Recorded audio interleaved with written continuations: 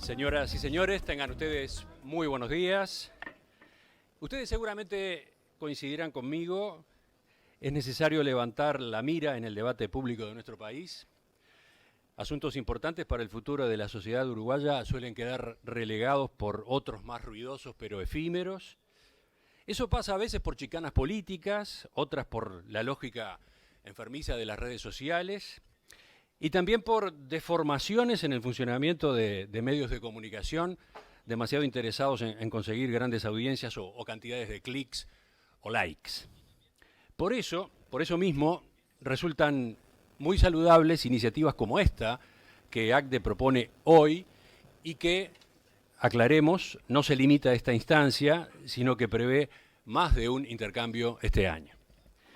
Ojalá este conversatorio resulte provechoso. ¿Cómo nació? ¿Qué objetivos tiene? Invito a la presidenta de ACDE, Rosario González, para la introducción, justamente.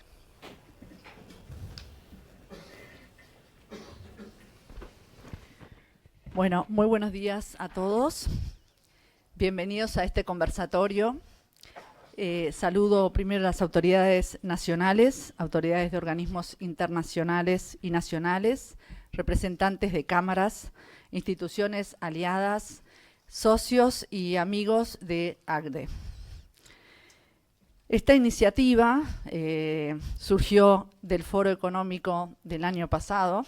Ahí se sonríe Javier, porque obviamente es clásico en ACDE hacer su foro económico para ver cuáles son las proyecciones, las perspectivas, y a veces somos un poquito ambiciosos y también queríamos que nos hablara de cuáles eran las claves para el crecimiento en el largo plazo, y entonces casi que al finalizar él largó la iniciativa para hablar específicamente de las claves de un desarrollo sostenible ascendente en Uruguay. Necesitamos un foro per se y acá estamos, Javier, muchísimas gracias. La misión de nuestra asociación es apoyar a los dirigentes de empresas para transformar sus empresas e incidir en el entorno a través de una gestión que lo que busca es la dignidad de la persona y el bien común. Estos valores están presentes y siempre deben de estar presentes a la hora de gestionar nuestras organizaciones, con las personas en el centro de nuestra actividad. Para eso, para poder llevar a cabo estos propósitos, necesitamos de un contexto adecuado, y por eso es que también queremos trabajar para generar ese contexto adecuado, para que esos valores en acción nos permitan crear valor en nuestras organizaciones. Hoy estaremos intercambiando sobre las claves para el crecimiento, sabiendo que para lograr dicho objetivo va a ser necesario un trabajo en conjunto del sector público y privado. Queremos que el país crezca en forma sostenible, ya que esto generará más y mejores trabajos con el derecho a la vida digna, a la alimentación, a la vivienda, a la educación, a la salud y a todos los otros derechos que son básicos de las personas. Como líderes de empresas, tenemos la responsabilidad, diría primera responsabilidad, de gestionar bien nuestras organizaciones. Somos actores necesarios para el cambio y debemos asumirlo con responsabilidad y con creatividad y sin miedo, como nos lo ha dicho el Papa Francisco a los empresarios en el Congreso Mundial de la Unión Internacional Cristiana de Dirigentes de Empresas, UNIAPAC, a la cual pertenecemos el año pasado cuando estuvimos con él en audiencia. Hay muchos elementos y hay mucha gente que trabaja en este tema. Traigo, por ejemplo, un informe del Banco Mundial para Uruguay, que trabajamos mucho el año pasado, que se titula Justo a Tiempo. Entonces, veamos qué tenemos que hacer para capitalizar hoy esa oportunidad. Agradecemos mucho a los panelistas que nos acompañan hoy, con todo su conocimiento, su expertise. Vamos a tener una instancia también de intercambio y también una instancia para que ustedes puedan formular preguntas. Ahora lo que vamos a compartir es un video institucional que se realizó a raíz de los 70 años de vida de ACDE, y luego va a tomar la palabra Emiliano Cotelo, al cual agradecemos también que esté aquí con nosotros otra vez más para que pueda conducir este conversatorio. Muchísimas gracias.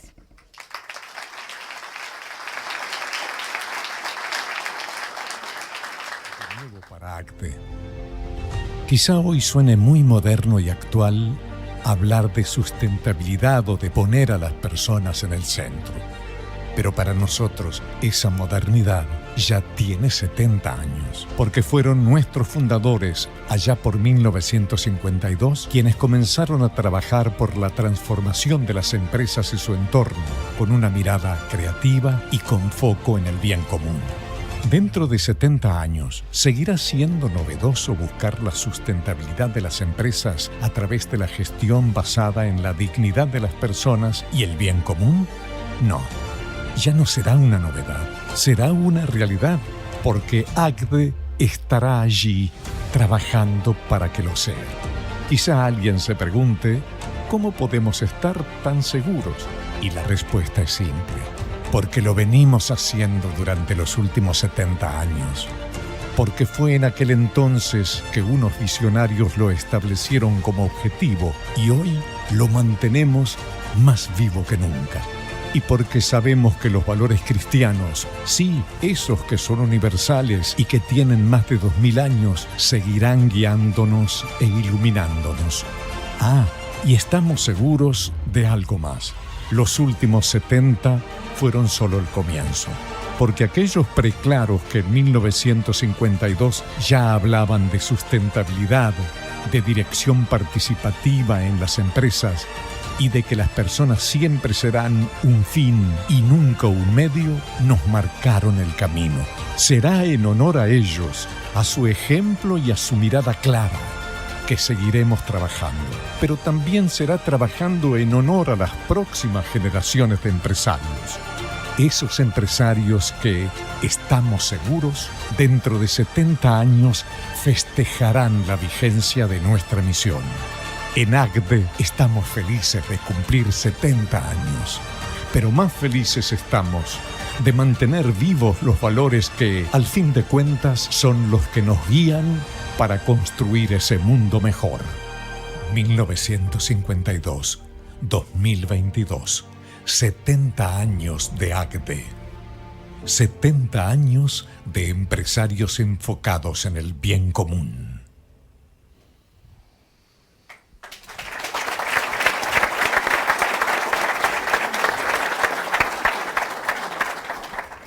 Les adelanto brevemente cómo es la estructura que hemos previsto para este conversatorio de hoy. Primero, el bloque inicial incluye primeras intervenciones de los 5 invitados: Ana Inés Balsa, Javier de Aedo, Ignacio Munjo, Gabriel Odone y Ricardo Pascale. Les hemos pedido que sean muy concisos, 5 minutos. Es muy exigente eso, pero lo charlamos previamente, hubo varias reuniones previas. Creo que está encaminado para que podamos tener justamente en media hora aproximadamente un panorama, un primer panorama. El segundo bloque, que ya será más largo, de 45 minutos, está previsto para comentarios y discusión. Hay 10 minutos, por lo menos, para preguntas de ustedes, el público, y respuestas de los expositores. Finalmente, habrá una segunda serie de intervenciones, las intervenciones finales de los panelistas, también 5 minutos cada una aproximadamente, y por último una síntesis de las propuestas y cierre que estará a cargo de ACDE con algunas conclusiones que queden y las bases para las próximas instancias de esta serie. Los invitamos entonces implícitamente a que nos manden sus preguntas, a que a partir de lo que vayan escuchando nos manden sus preguntas, para lo cual hay un número de WhatsApp que ustedes van a tener a disposición. Empezamos entonces, empezamos por orden alfabético. Empezamos con Ana Inés. Bárbaro. Y sus 5 minutos. Bueno, muchas gracias a ACDE por la invitación. Es un placer estar acá. Bueno, capaz que como me toca arrancar, me gustaría empezar hablando de la era en la que estamos viviendo, ¿no? Que es la era del conocimiento, es la era de los cambios disruptivos en los procesos productivos, ¿no? Caracterizados por una alta automatización, digitalización, ¿sí? por innovaciones permanentes en los procesos productivos y en los productos. Ese es el lugar donde nos toca vivir hoy, ¿no? Y desde el cual nos tenemos que proyectar. Por eso me parece importante largar desde ahí. Esta era del conocimiento, ¿no? Como lo dice la palabra, ¿no? El conocimiento es el eje de la cadena de valor. Entonces, conocimiento e innovación son como las dos claves, ¿no? Tenemos que centrar un poco nuestra dialéctica, ¿no? En base a esas palabras. Bueno, y dentro de eso los procesos tecnológicos que están involucrados, ¿no? Bueno, es la inteligencia artificial, el Big Data, la robótica, la computación cuántica, la genómica, la biotecnología, bueno, todos esos son los grandes avances en este mundo que estamos viviendo. ¿Qué implica esto? Bueno, implica una serie de oportunidades enormes, porque toda esta tecnología y este ritmo acelerado de innovación tiene la potencialidad de incrementar enormemente nuestra productividad como seres humanos, como trabajadores, ¿no? Y de darnos eventualmente mayores ingresos y un mayor nivel de bienestar, pero también trae consigo muchísimos desafíos, ¿no? Los principales desafíos están asociados, bueno, a los procesos de automatización y a los procesos de obsolescencia del capital humano, o sea, hay tareas que van a ser reemplazadas 100%, y eso va a implicar que va a haber gente que va a quedar fuera del sistema, ¿sí? Eso va a traer incertidumbre, va a traer desprotección financiera, va a traer altos niveles de estrés, ¿sí? Porque hay gente que va a transformarse en invisible para la sociedad o va a transformarse en irrelevante para la sociedad, y eso va a implicar, bueno, tener que trabajar con esa gente para poder volverlos a insertar en la sociedad productiva, va a generar más desigualdades. Y después tenemos todo el proceso, ¿no? de las grandes empresas tecnológicas que están atentando contra nuestras libertades personales, ¿no? Que están atentando, que están manipulando nuestra información privada, y bueno, hasta puntos que no sabemos, ¿no? Cuánto vamos a poder decidir nosotros y cuánto no. Entonces también no solamente el tratar de insertarnos en este mundo de innovación, sino también tratar de ver con libertad cómo nos insertamos en este mundo, creo que son como los dos ejes claves. Que tengo 2 minutos más, Emiliano. Bueno, ¿dónde estamos situados en Uruguay en este momento? ¿Dónde partimos? Y bueno, yo diría que estamos en una emergencia nacional, ¿tá? Y eso quiero resaltarlo porque así como cuando vino la pandemia decíamos estamos en una emergencia sanitaria y toda la sociedad puso sus recursos a disposición para poder resolverlo, lo mismo tenemos que hacer con el capital humano en Uruguay. Estamos en una situación de enorme emergencia. En Uruguay se gradúan hoy de secundaria aproximadamente 43% de los estudiantes, comparado con niveles de más de 90% en los países desarrollados y en países regionales, en Chile, en Perú, ¿sí? Que está llegando a eso, Brasil, que está superando el 75%. Tenemos una tasa de graduación de secundaria, de la universidad, que es de 14%, ¿sí? Cuando Japón, Corea del Sur, Finlandia tienen tasas de 66% de graduación de la universidad, ¿no? Y comparamos también con países regionales, comparamos con Chile, por ejemplo, que hoy tiene una tasa de graduación universitaria de 25%. Entonces estamos con una brecha enorme. Chile partió hace 20 años del mismo lugar donde estábamos nosotros, por ejemplo, en términos de egreso de secundaria.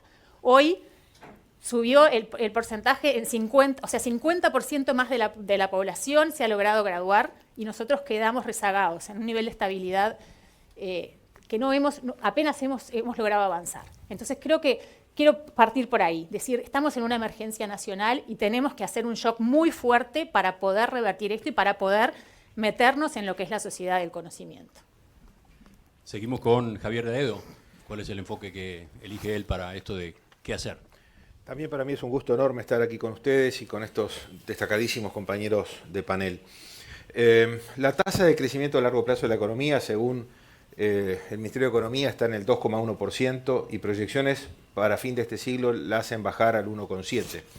Es muy bajo ese crecimiento económico a largo plazo para un país en nuestro estadio de desarrollo y más todavía para la demanda de políticas públicas que tiene nuestra sociedad. Si uno ve los números de los últimos 100 años, se encuentra con que en los 20 años terminados en el año 55, el crecimiento fue de 3,2% anual. En los 20 siguientes, hasta el 75, 1,2%. En los 20 siguientes, hasta el 95, se duplicó al 2,4%. En los 20 siguientes subió al 3%. En los últimos 20 al 2022 estamos en 3,4%, pero está el tema de que salió justo el año 2002 de la cuenta, con lo cual ustedes comprenderán. Pero esa evolución de los números que yo les digo nos cuenta cosas. Nos cuenta que hubo reformas negativas y positivas a lo largo de nuestra historia del último siglo. Hubo evidentemente reformas negativas a mitad del siglo pasado, que no voy a detenerme en mencionarlas. Alcanza con ver lo que pasa del otro lado del Río de la Plata, que es un revival de lo que vivimos nosotros hace 70 años. Y después están las reformas positivas que tuvimos, y notoriamente hay dos instancias allí. La reforma del gran ministro de Economía, que fue Alejandro Bey Villegas, las reformas pro crecimiento, pro exportación, pro inversión, que implicaron la apertura comercial, la apertura financiera, el fin del control de cambios, la modernización del sistema tributario en el sentido más amplio de la palabra, DGI, aduanas, sistema de seguridad social. Y las reformas de los 90, cuando fue el final de la inflación crónica y pasamos a un dígito. Se hizo la primera, porque ahora hay otra, reforma de la seguridad social, se avanzó en desmonopolizaciones, no se permitió que hubiera más financiamiento monetario del déficit fiscal y hubo una impecable salida de la crisis del 2002 y una también impecable transición desde los gobiernos de los partidos fundacionales que hubo hasta ese momento y los gobiernos de quienes hasta ese momento no habían llegado a la administración, como es el caso del Frente Amplio. Entonces, yo digo que la historia nos enseña el camino de las cosas que se pueden hacer y las cosas que no se deben hacer. La pregunta es, ¿qué pasa si seguimos creciendo a este ritmo? A este pobre, mediocre ritmo del 2,1% que tiende a bajar a lo largo del tiempo. Bueno, yo decía recién, Uruguay es una sociedad que exige políticas públicas con una presencia del Estado. Es una sociedad que yo la he definido muchas veces como social estatista ballista, creo que es la mejor definición que he encontrado de lo que es nuestro ADN, y una red de protección social muy extendida desde tiempo inmemorial, que notoriamente funcionó en ocasión de la pandemia. Un país y una sociedad que tiene sentido de la solidaridad, y todo esto requiere que los impuestos crezcan a mucho más del 2% anual. Con 2% anual no hacemos absolutamente nada y entonces pueden pasar una de tres cosas. O sigue habiendo permanentemente demandas insatisfechas, o permanentemente hay que aumentar los impuestos para financiar un aumento del gasto que también es permanente, o termina habiendo más déficit y eso termina en más deuda pública y en reestructuras de la deuda que también ocasionalmente terminamos haciendo. Entonces, las reformas estructurales son el camino del crecimiento a largo plazo, como nos enseña la historia.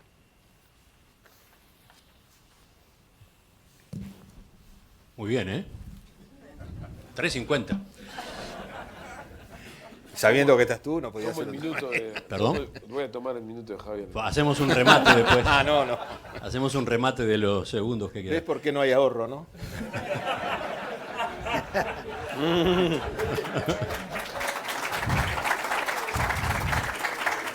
Seguimos en orden alfabético. Ahora Ignacio Munyo. En primer lugar, agradecer a ACDE por esta instancia de pensar en el futuro tan importante para el Uruguay. Un enorme honor y placer compartir este panel con tan distinguidos colegas y amigos. Mi reflexión está bastante alineada con lo que decía Ana. Creo que la agenda del futuro del Uruguay tiene que tener como eje el futuro del trabajo. Porque el futuro del trabajo implica una transformación central en las personas y alinea una serie amplia de políticas públicas. El futuro del trabajo es tema central en todos los foros globales previo a la pandemia, por lo menos el quinquenio anterior, me tocó participar en varios, los 100 años de la OIT fue el tema, vino la pandemia y ahora el tema vuelve a resucitar con el empuje de la inteligencia artificial y la popularización del ChatGPT. El tema nunca para, el tema que entra en la opinión pública con fuerza. Estos días salió un informe muy interesante del World Economic Forum que muestra que el 75% de las empresas del mundo, en una encuesta enorme que hicieron en 800 empresas de todo el mundo con 11 millones de empleados, está incorporando inteligencia artificial a tasas elevadas en los próximos 5 años. El 75% de las empresas. Y un dato muy importante, y muchísimos datos que presenta este informe, 7 de cada 10 empleados a nivel global van a tener que reinventarse profesionalmente, van a tener que hacer algo distinto a lo que estaban haciendo. Entonces, dado esta realidad, que es imposible de evitar y es malo evitar, ¿qué hay que hacer en políticas públicas para mejorar la tasa de crecimiento y poder tener una sociedad en la cual podamos vivir pacíficamente como es el Uruguay y de forma integrada? Yo creo que es una agenda dual de reformas que el país necesita. A mí me gusta hablar de una agenda pro crecimiento y una agenda pro inclusión social, que van de la mano y son absolutamente indisolubles. La agenda pro crecimiento tiene como madre la apertura comercial. No hay crecimiento sin apertura comercial que implica competencia y para poder competir hay que incorporar esta tecnología y generar las condiciones del país para que las empresas puedan competir desde el punto de vista de muchas reformas que están desde el punto de vista regulatorio, en el ámbito laboral como en el ámbito productivo, así como también desde el punto de vista de capital humano necesario para poder funcionar como es la transformación educativa que está en marcha. Pero al mismo tiempo, tiene que haber en paralelo, y tan importante como la anterior, una transformación de las políticas sociales que tenemos. La malla de protección social del Uruguay es profunda y es histórica, pero tiene que adaptarse a esta realidad que nos enfrenta y que se va a profundizar en el futuro. Tenemos que mejorar y adaptar las políticas sociales, pensar que lo que estábamos haciendo estuvo bien en otra época, pero hay que mejorarlo. El Uruguay invierte mucho en políticas sociales. Aquí no estamos hablando de invertir más. Sí, obviamente, como decía Javier, poder sostener esa inversión con crecimiento, pero hay que invertir diferente. Hay que pensar en nuevos instrumentos para la inserción y la reconversión laboral de las personas, que son muchas y van a necesitar una intensa ayuda del Estado, pero siempre enfocado en las personas, siempre pensando en que la decisión final en las políticas sociales de recapacitación, de reinserción, la tiene el individuo, no un Estado que toma decisiones por las personas, sino que ayuda, pero no sustituye a la voluntad individual de las personas. Ese es el foco. Esta agenda dual es el futuro que yo veo por delante para que el Uruguay pueda tener un desarrollo sostenible y sustentable. Otro muy buen desempeño, ¿eh? Nos llegó a 4 minutos. Aprovecho para pedirles que coloquen sus teléfonos celulares en silencio. Está bien que los usen para mandar las preguntas al WhatsApp, pero cuiden por favor que no distorsionen la dinámica y la atención de los demás integrantes del público. Vamos a la cuarta intervención ahora, le corresponde a Gabriel Odone. Bueno, buenos días y muchas gracias a ACDE por la invitación. Es un honor estar aquí con mis colegas hoy. Rápidamente 2 comentarios. Comparto esencialmente varias cosas que se han dicho aquí. Creo que la clave de Uruguay es acelerar el crecimiento. ¿Por qué acelerar el crecimiento? Básicamente por 2 razones: para cortar la brecha con los países con los cuales queremos parecernos, y en segundo lugar porque nuestro modelo de convivencia depende crucialmente de poder generar más riqueza. Nuestro modelo de convivencia depende crucialmente de una acción decidida del Estado, de políticas públicas generosas. El punto es que nuestra productividad es baja en términos comparados. Hoy en día estamos detrás de varios países de la región, Chile, Costa Rica y Argentina, por ejemplo, datos 2019. En la medida que no tenemos bono demográfico, la única forma de poder acelerar el crecimiento es que nosotros hagamos un esfuerzo decidido en mejorar la productividad de los factores en Uruguay. Y eso requiere reformas. Reformas que tienen que ver con la inserción externa. Nuestra inserción externa está obsoleta, todos tenemos más o menos un acuerdo al respecto, pero no hemos encontrado la forma de caminar hacia otra inserción externa. No podemos dejar de tener la que tenemos. Una cantidad de empleo depende en este país del Mercosur, Por lo tanto, no podemos irnos de manera unilateral, pero al mismo tiempo no podemos quedar prisioneros de un acuerdo comercial que no tiene perspectivas para un país como Uruguay. Y ahí hay que agudizar la capacidad de imaginación. Yo tengo la impresión que en los últimos años lo hemos intentado hacer, pero sin éxitos concretos y sin resultados concretos. Hace falta poner un poco más de pienso en esto. Tenemos que hacer una reforma educativa factible y sostenible en el tiempo. Eso me parece que es clave. Creo que tenemos un diagnóstico de los problemas que tenemos un problema de años de nuestro stock de capital humano que es insuficiente. Tenemos más o menos claro los cambios que hay que hacer. Ahí está Adriana, que lo tiene muy claro. Pero creo que no tenemos la forma todavía de hacer que esta reforma, esta u otras en curso, sea sostenible y irreversible en el tiempo. Y eso hay que cuidarlo, porque no basta con solamente hacer la reforma.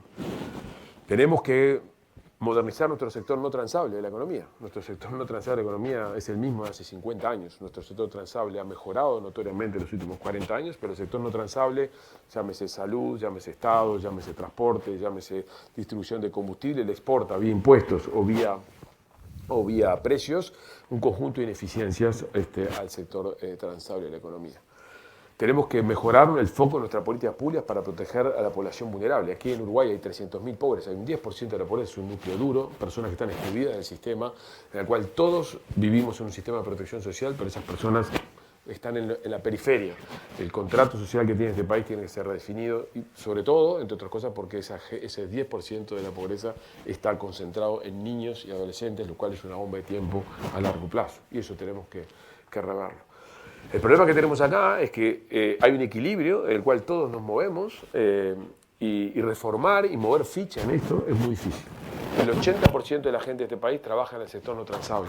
¿A dónde va a ir a trabajar la gente que el sector no transable tiene que ser amortiguo, digamos, reducido en su tamaño? ¿A qué sectores de actividad? ¿Es el sector transable el que lo va a ocupar? No, es un sector poco intensivo de mano de obra. ¿Dónde están las habilidades educativas del sector no transable al cual tenemos que mover hacia el sector transable como para poderse mover con flexibilidad? No estamos haciendo nada al respecto. Entonces, yo creo que el punto central acá es que hemos hecho las cosas mejor en los últimos 20 años o en los últimos 30 años de lo que lo veníamos haciendo antes. Eso ha supuesto tasas de crecimiento más altas, pero no son sostenibles en el tiempo y hemos vuelto a nuestro crecimiento mediocre.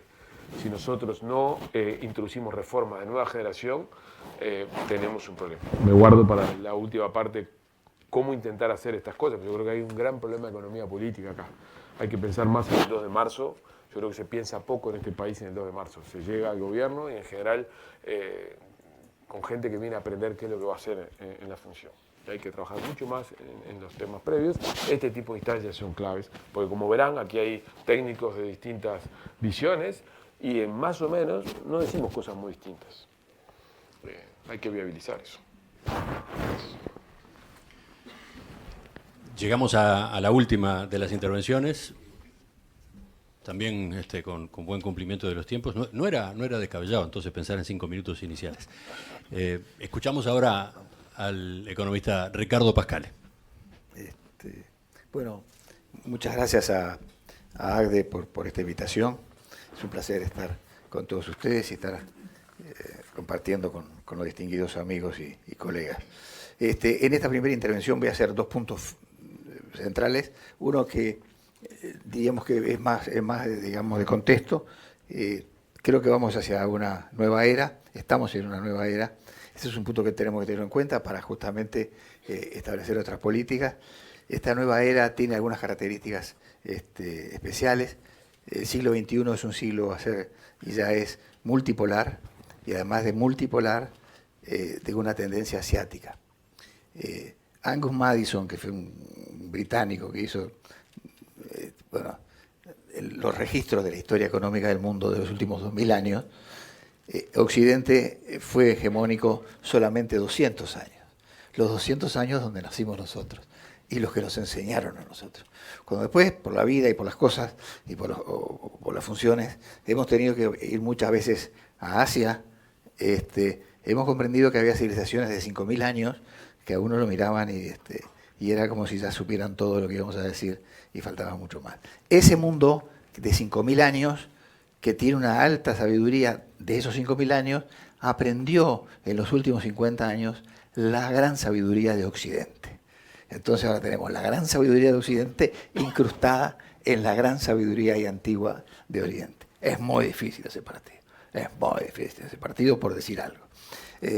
Ya China, en paridad de poderes de compra, hace un par de años, el Banco Mundial en sus informes ya lo da por encima de Estados Unidos, de manera que tenemos un gran cambio del orden mundial. Eso es una cosa que tenemos que tener clarito, porque si no seguimos tomando a China y Asia y Japón y Indonesia y Vietnam y Corea casi como anécdotas o cosas lejanas, que no son lejanas en distancia, pero que van a marcar el rumbo y el ritmo de esto. El último libro de Henry Kissinger, que se llama Orden Mundial, el nuevo orden mundial, él dice que el desafío más grande que tenemos todos nosotros, incluso para hacer las políticas domésticas, es cómo se van a ensamblar.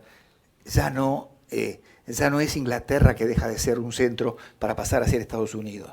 Acá es Asia, que vuelve después de 2000 años, en los cuales 1800 años fue el hegemónico, vuelve a ser hegemónico. Y nosotros tenemos que adaptarnos a eso. Segundo punto, tenemos una nueva globalización. Los paradigmas de crecimiento del mundo cambiaron. Al cambiar los paradigmas del mundo de crecimiento del mundo, cambió la globalización. Hoy ya la globalización ya no es tanto en bienes, como estaba hace tiempo ya bajando, sino que va a ser en personas, lo es en datos, lo es en ideas, lo es en conocimiento, lo es en know-how. O sea, vamos hacia una nueva globalización. No termina la globalización, termina la globalización que conocimos de los paradigmas anteriores de crecimiento. Después tenemos un tema de plataformas digitales, siempre en esta nueva era, muy breve. La ley de Gordon Moore fue uno de los creadores de Intel, y él tuvo una ley que la sacó una ley que se llama en el año 65, que decía que los transistores por unidad de superficie de un chip o de un semiconductor, si lo queremos mejor, crecía, se duplicaba año a año. Luego en el año 75 dijo que cada 2 años. Hoy ya probablemente sea distinto y tenemos que ir a un cambio, y estamos presenciando un cambio dramático de esta ley de Moore que vive todavía, que falleció hace unas semanas. Entonces tenemos acá unas tecnologías transversales en donde muchas de estas tecnologías van perdiendo fuerza. Ya comprar un computador, uno compra más o menos un computador que sea bueno y que funcione bien, vamos hacia otra cosa, más bien a tecnologías transversales aplicadas a otras áreas del conocimiento, en donde destaca aparentemente la inteligencia artificial. Ni hablar de algunos problemas que tenemos en la economía global, un enlentecimiento general de la economía global, un un sobreendeudamiento de la economía global, entre otros temas, cambio climático, etc. Lo importante es que estamos en una nueva era, y no es una nueva era, como les decía, que Francia dejó el lugar a Inglaterra, que más o menos estamos dentro de la civilización, sino que es de distintas civilizaciones. Pasamos a Uruguay, yo diría que tenemos algunos rasgos estilizados que ya los distinguidos colegas dijeron, pero primero que quisiera decir es que tenemos un lento crecimiento, como decía muy bien Javier, con sinuosidades, y lo que más me preocupa es la divergencia que estamos teniendo con países que éramos nuestros referentes, pero ya no nuestros referentes, sino los otros.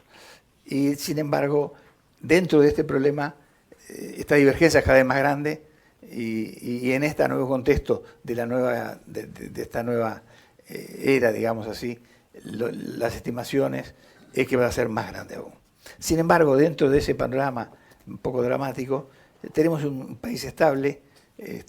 La cultura económica en Uruguay, en particular macroeconómica, creció enormemente en las últimas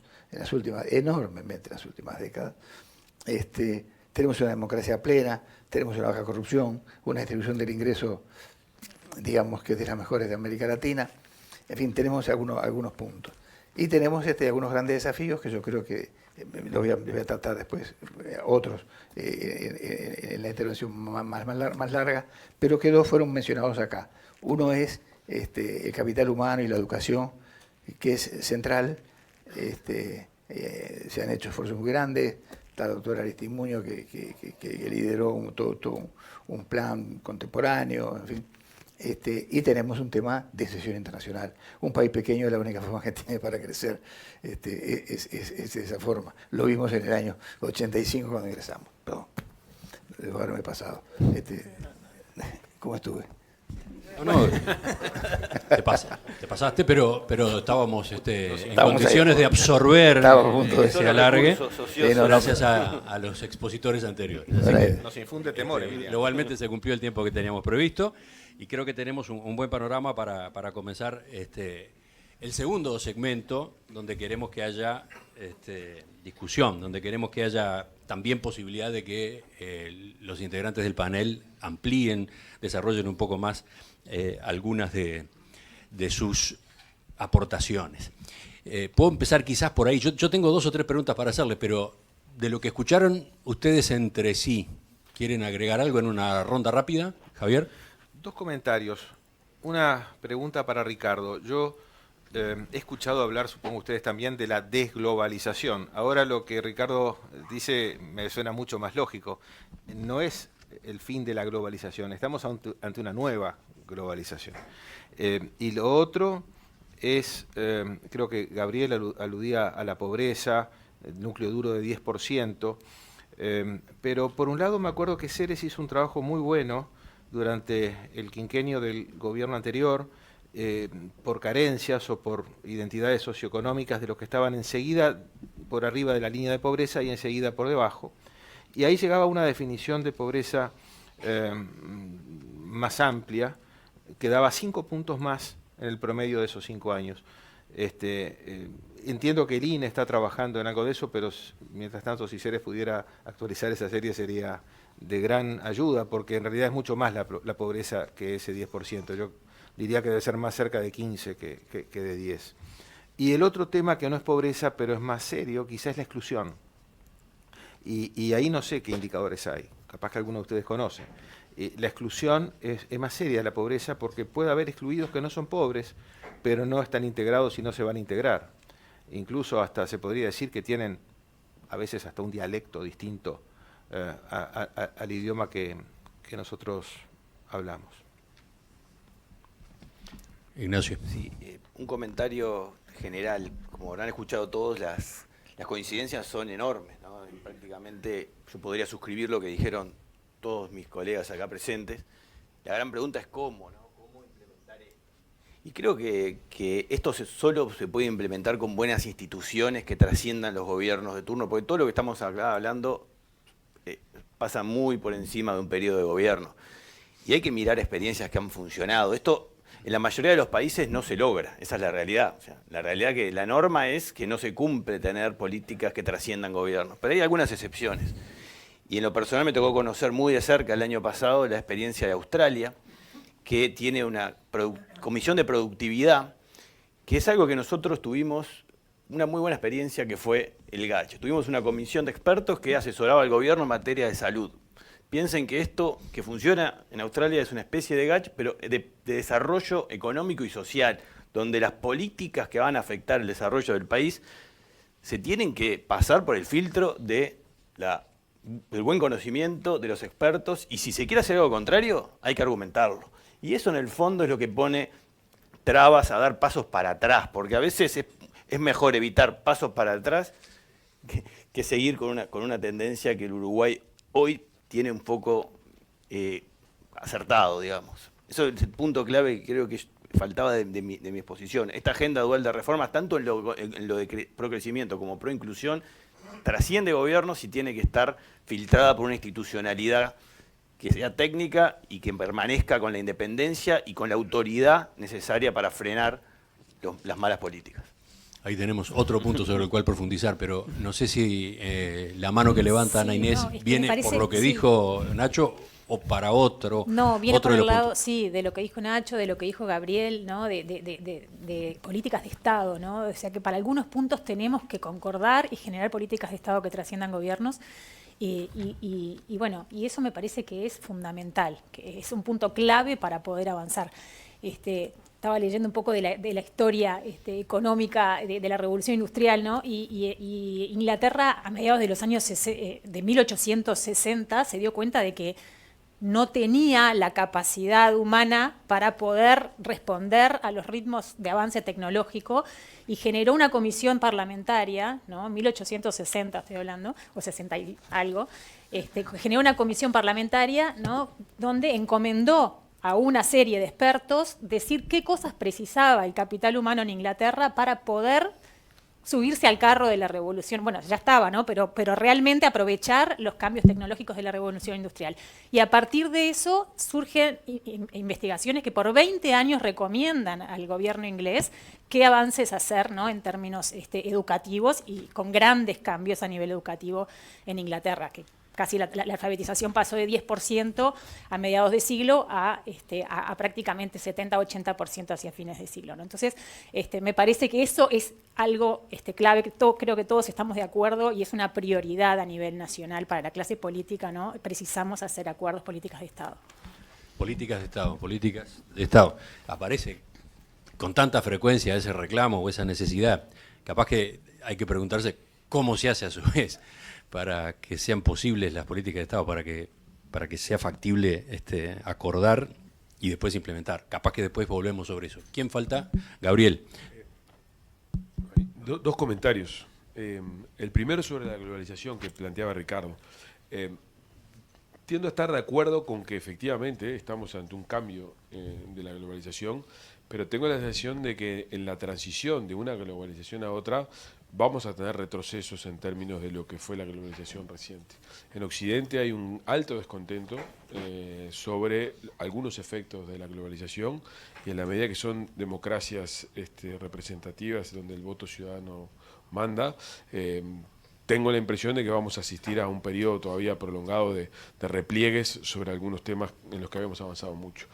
Y eso lo que me lleva es que las instituciones que nos han gobernado la globalización en los últimos 30, 40 años, organismos internacionales o mecanismos de acuerdo, están en proceso de cambio y donde la irrupción de China y sobre todo de Oriente con una mirada diferente, donde la autocracia claramente es la forma de gobierno, va a suponer cambios muy importantes en la regla de juego de cómo los países se relacionan entre sí.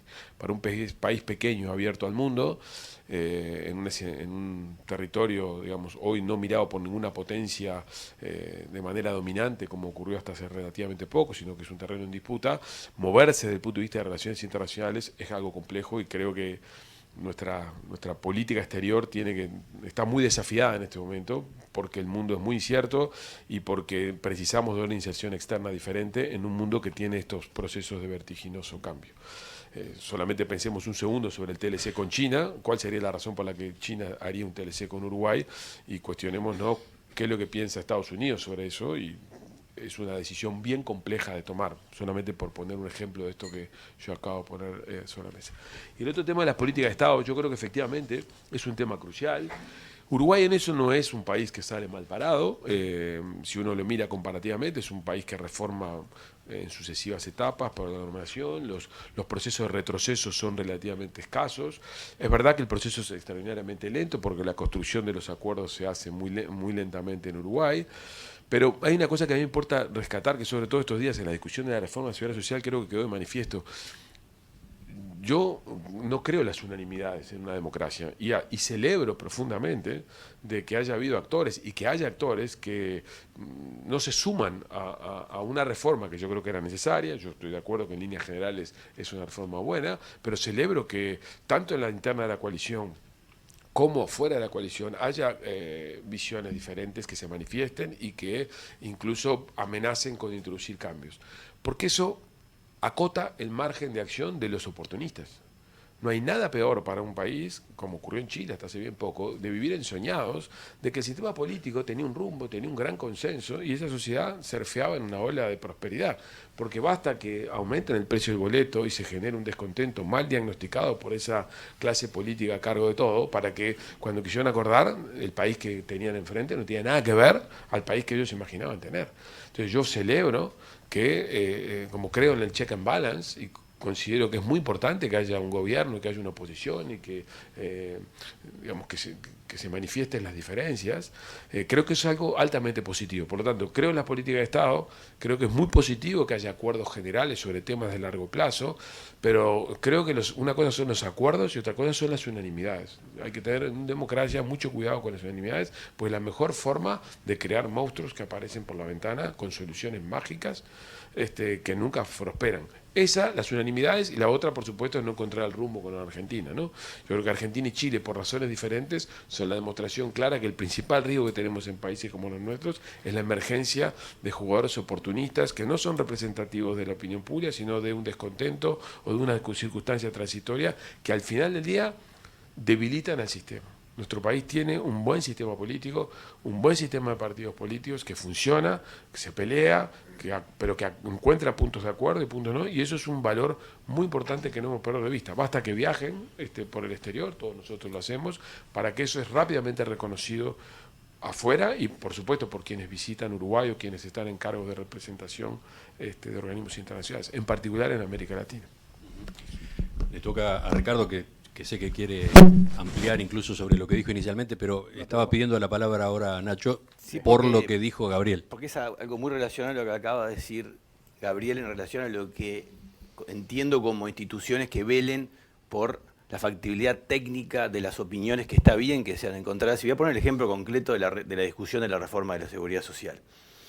Hay una gran parte del país que está en contra de la reforma de la seguridad social y el argumento fundamental es que el financiamiento de las nuevas jubilaciones no debería ser por mayor trabajo, sino por mayores impuestos a las empresas o a los mayores ingresos. Ese es el argumento, uno te voy a poner en blanco y negro cuál es la discusión.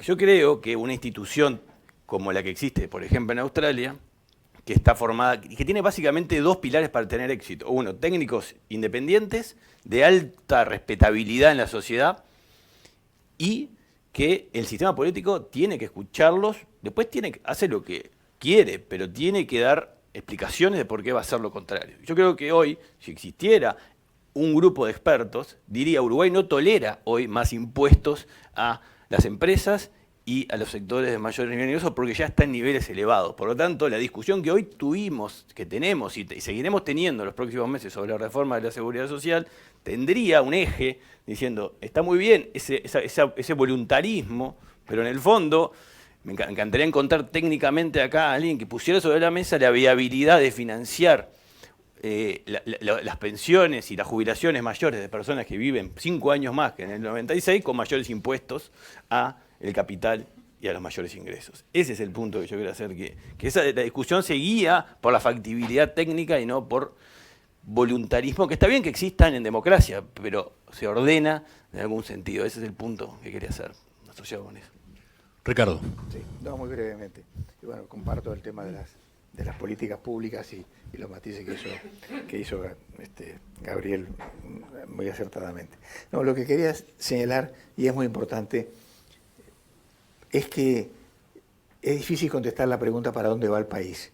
Cuando un país no puede contestar para dónde va, es complicado. Es complicado. A mí me tocó viajar toda la vida. Que decir, ¿para dónde va tu país? Y bueno, uno sale diciendo, en fin, somos gente macanuda, prudente, ordenada, en fin, no somos agresivos, no tenemos petulancia, comemos asado, tomamos...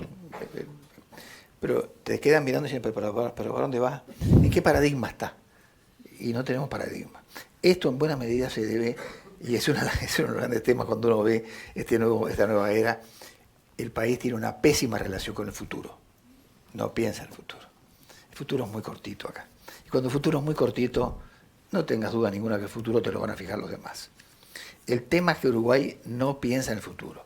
Y al no pensar en el futuro, tampoco es más difícil, lo que bien decían acá los distinguidos colegas, llegar a algunos consensos en algunos temas que para el futuro son fundamentales. Ninguno de los países que hablamos acá, y los que no hablamos, de los que no mencionamos, salieron adelante porque hubo un consenso básico en algunas cosas. Obviamente, después con todas las matices y diferencias, que bienvenidas sean, ¿no? Pero el futuro no está en la agenda. Está el corto plazo y vamos arreglando. Esto siempre fue así. El corto plazo hay que cumplirlo. Una precisión ahí, Ricardo. Tú decís, el país no piensa en el futuro, más bien estamos en el corto plazo. Sí. Por ejemplo, yo qué sé, la reforma de la seguridad social o la reforma de la educación que se están implementando ahora, ¿integran esa carencia? ¿Cómo? No, obviamente, pero la reforma de la seguridad social, a ver, lo que quiero decir es, la reforma de la educación, por ejemplo, es muy difícil decir, han hecho un esfuerzo fantástico y excepcionalmente bueno, pero si tú no sabes para dónde va el país, es muy difícil terminar de armar la educación, porque vos estás formando gente para un país determinado. En Finlandia tienen muy clarito para dónde van. Me pasó personalmente, que me hicieron cambiar Entonces, claro, toda la educación se arma. Acá han hecho un esfuerzo gigantesco para hacer eso. Y entonces, para entender mejor lo del paradigma, ahí está. Por ejemplo, ¿qué tendría que definir Uruguay? ¿Qué tipo de rumbo le falta definir a Uruguay? ¿Para dónde va? Si seguimos en esta tecnología de media y baja calidad, si seguimos con productos de tipo de commodities, ¿hacia dónde vamos? ¿Qué papel juega la ciencia? Que eso me voy a dedicar en la segunda parte, la ciencia, la tecnología, la innovación, que es los que han salido adelante. Ese es un punto central, me parece a mí. El de la seguridad social, que es el otro que mencionaste tú, es de largo plazo, pero es de largo plazo para un punto muy concreto, que es, entre otras cosas, la solvencia fiscal de largo plazo. Y bienvenido, pero no es para el de... Eso es como bañarse todos los días. O sea, que haya solvencia fiscal de largo plazo es una cosa normal, no tendría que llamarnos la atención. Acá es todo una revolución. O sea, cuando digo el largo plazo es para dónde vamos. Y acá todos los que han salido adelante fueron para algún lado, con los matices pero estamos hablando desde China hasta otros que no han seguido ese camino, que es Estados Unidos, está perdiendo hegemonía por no haber seguido el camino que lo hizo ser el primer país del mundo.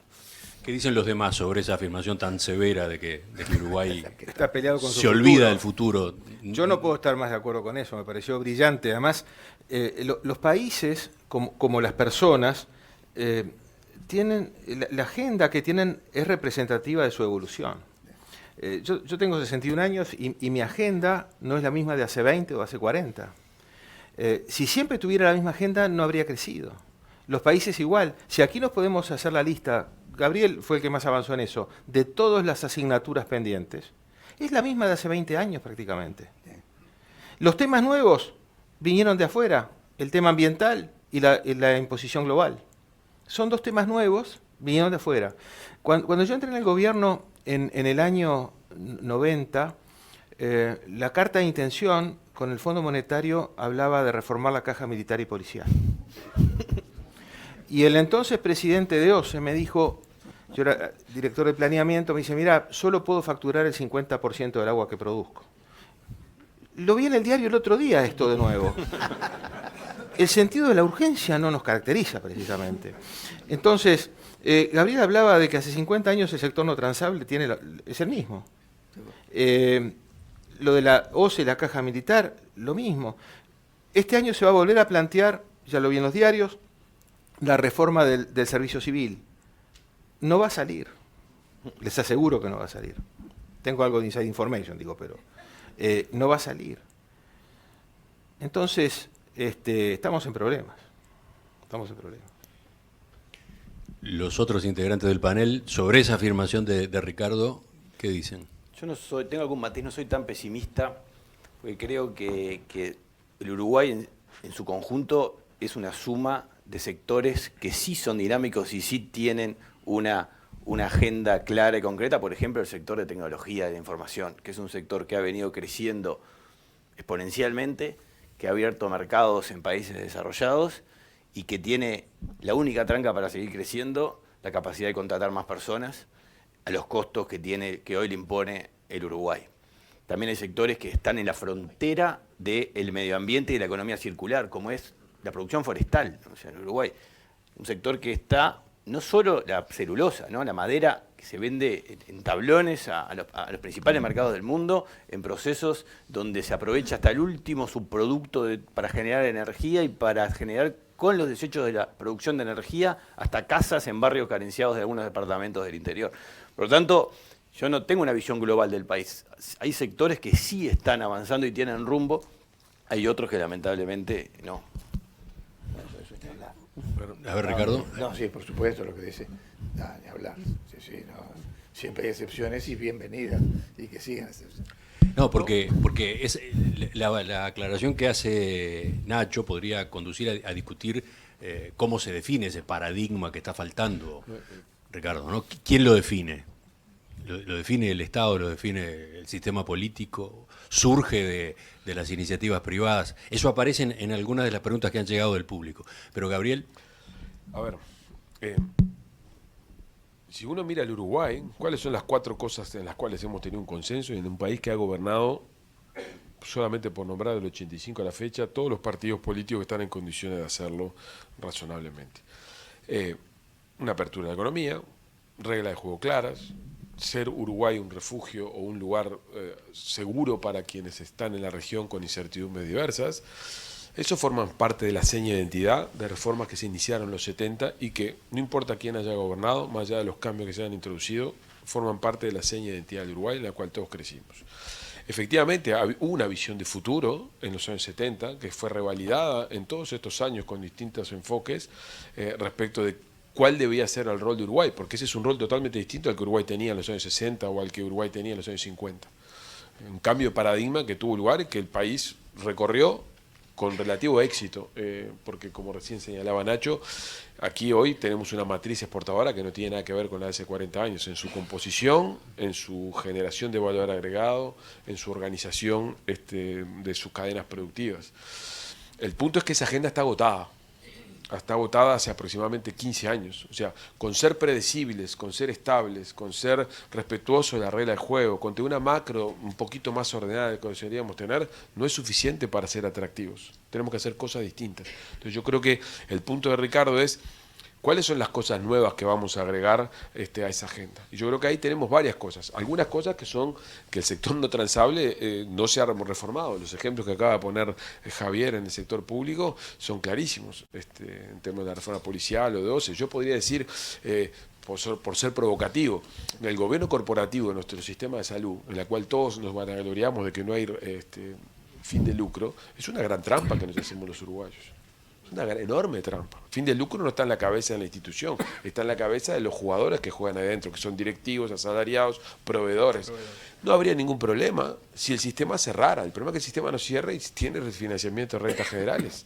Eso exporta costos al sector transable de la economía.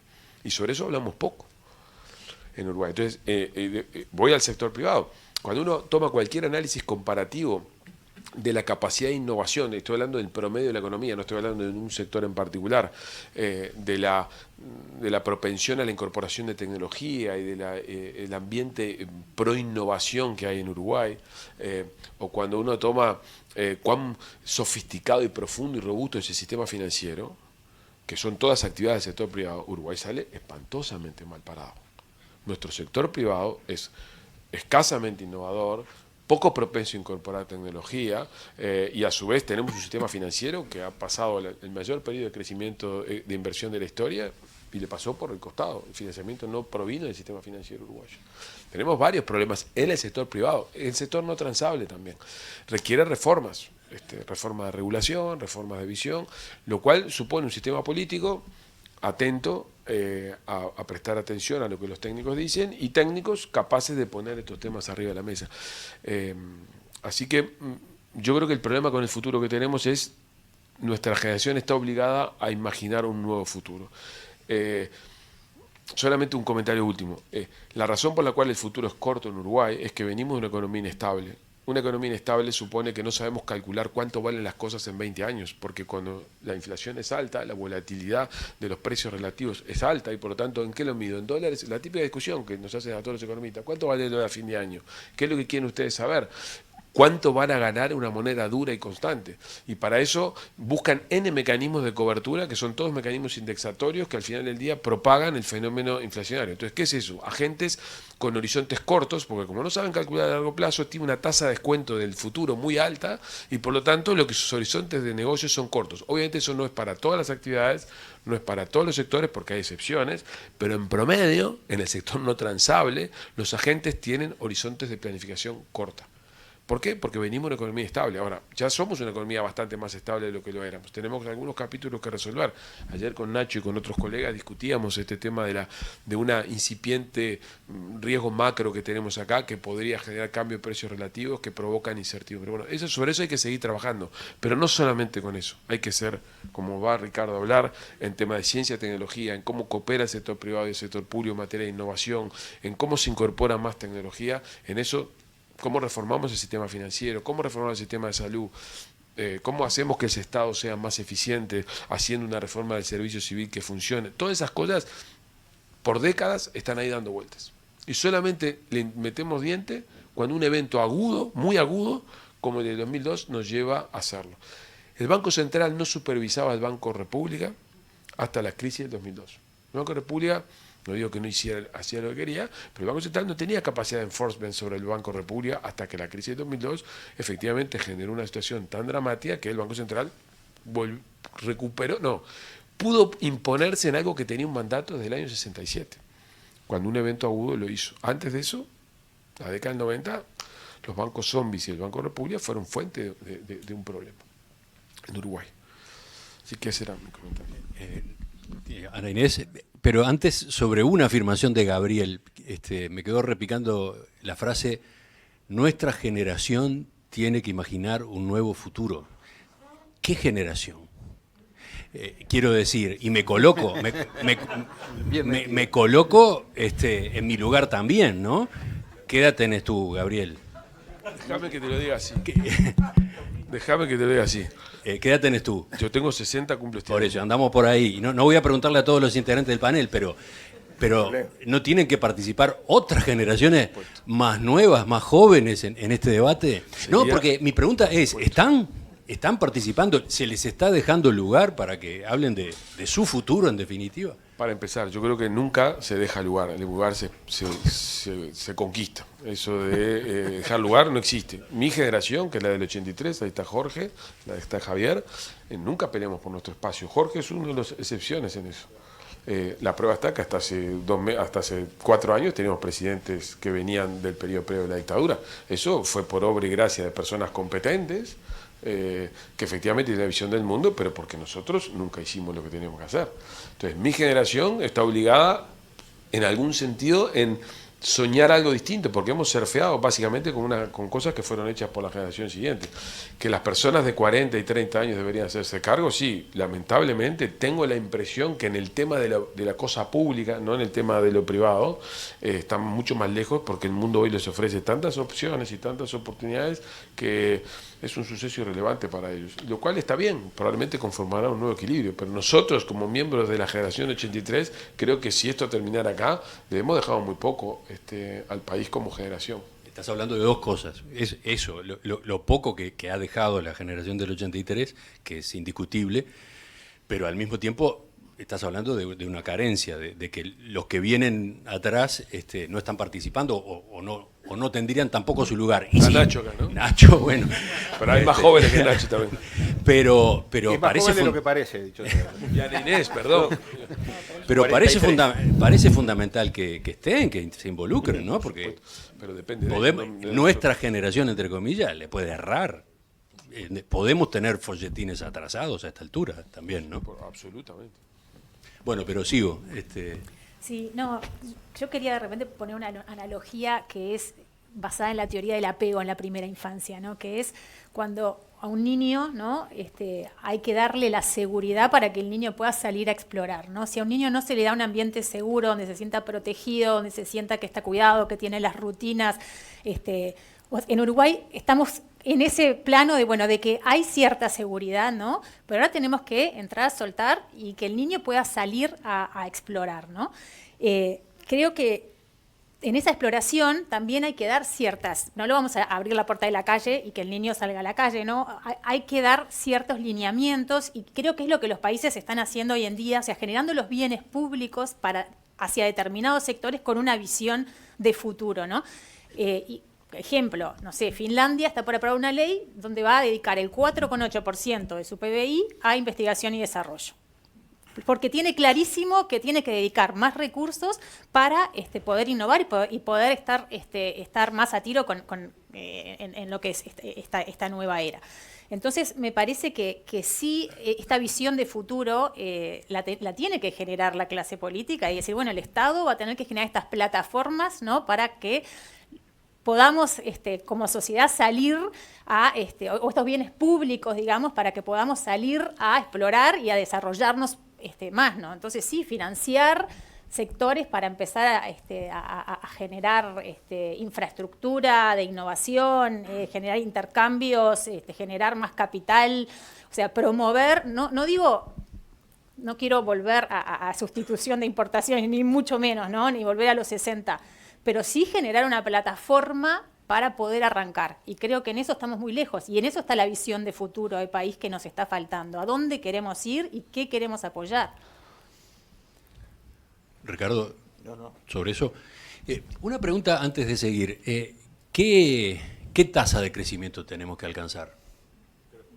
¿Cuál? 3. Llegar a 3. Un poquito más. Con una tasa de crecimiento potencial, que hoy se ubica en 2,1, la aceleráramos al 3%, no digo que tendríamos todos los problemas resueltos, pero tendríamos un recorte de distancias y un financiamiento para nuestro estado de bienestar razonable. No es algo imposible. ¿Están de acuerdo en ese número? Bueno, el número es siempre discutible, ¿no? Pero sí que hay que acelerarla, eso sí estamos todos de acuerdo. Ahora, pongamos un poquito en perspectiva, ¿no? Desde el año 2015 hasta la pandemia, la tasa de crecimiento era 0, ¿no? O sea, era un estancamiento total y absoluto de la economía uruguaya. Vino la pandemia, vino el rebote y ya este año empezamos de nuevo un proceso de estancamiento. Entonces, acá lo que hay que entender que lo que hace mover esa tasa de crecimiento es la inversión. O sea, el país necesita más inversión. Y para que haya inversión se tienen que dar condiciones múltiples. La primera, ser conscientes que la inversión en Uruguay viene con financiamiento del exterior, o sea, la tasa de ahorro local es muy chica, la capacidad de ahorro local para financiar la inversión necesaria para esa tasa de crecimiento que el país necesita. Para que haya inversión externa en el país tienen que darse varias condiciones. Primero, que haya interés en el país, y lo hay, como hace muchísimo tiempo que no lo vemos. Cada vez que salimos del país, como decía Gabriel, nos encontramos con un interés gigantesco por el Uruguay. Hoy la marca país está muy en lo alto, pero eso no alcanza. Se necesita, para seguir, que haya una venta mucho mejor del país en el exterior, porque el interés se tiene que traducir en una inversión concreta y en la ejecución de esa inversión. Ahí ya, para mí, hay un gran defecto que tenemos hoy, que es la institucionalidad de cómo se atrae al inversor que está interesado en el país para venir e invertir. Ahí tenemos una deficiencia que hay que mejorar de forma urgente. Y después, una vez que está interesado y está haciendo los números, está el tema del costo país, que mucha de gente que está interesada en invertir y en vivir en Uruguay, cuando hace los números no le dan por las enormes ineficiencias que hoy tenemos asociado con la agenda pendiente de reformas, fundamentalmente del sector público del país, que hacen inviable económicamente inversiones que hay interés para tener en el país. Entonces, ahí es la clave de la agenda. Yo creo que no es, para mí, pensar en nombre del sector privado hacia dónde tiene que ir, sino facilitarle a donde el sector privado quiera ir y sepa a dónde tiene que ir, porque lo sabe, más que una planificación centralizada de cuál es el rumbo del Uruguay.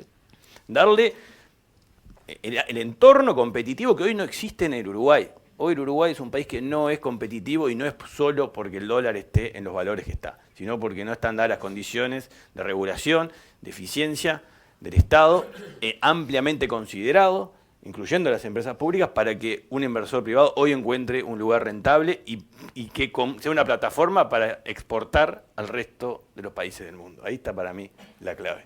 Hizo bien Ignacio en hablar del estancamiento de los últimos desde 2014. De hecho, estaba haciendo la cuenta en el aire, estos 10 años, la segunda presidencia de Vázquez y la de la calle Pou, vamos a tener un crecimiento anual del 1,1 acumulado.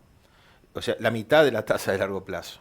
Y si le restamos el crecimiento poblacional, que nos vamos a enterar en este censo cuánto es, pero el último crecimiento intercensal fue 0,3, estamos hablando de un 0,8 anual, no es nada, no da para nada. Entonces, ¿por qué la distribución del ingreso de 2024 va a ser muy distinta a la de 2014? De hecho, el índice de Gini se estancó después de eso, cuando se terminó el viento de cola. 2012, claro, cuando terminó el viento de cola. ¿Y por qué la pobreza va a ser sustancialmente distinta en 2024 y 2014? Esta es la prueba más clara y contundente de que no hacemos patria creciendo poco. Y por eso hay que crecer muchísimo más. Y bueno, la agenda es la que está.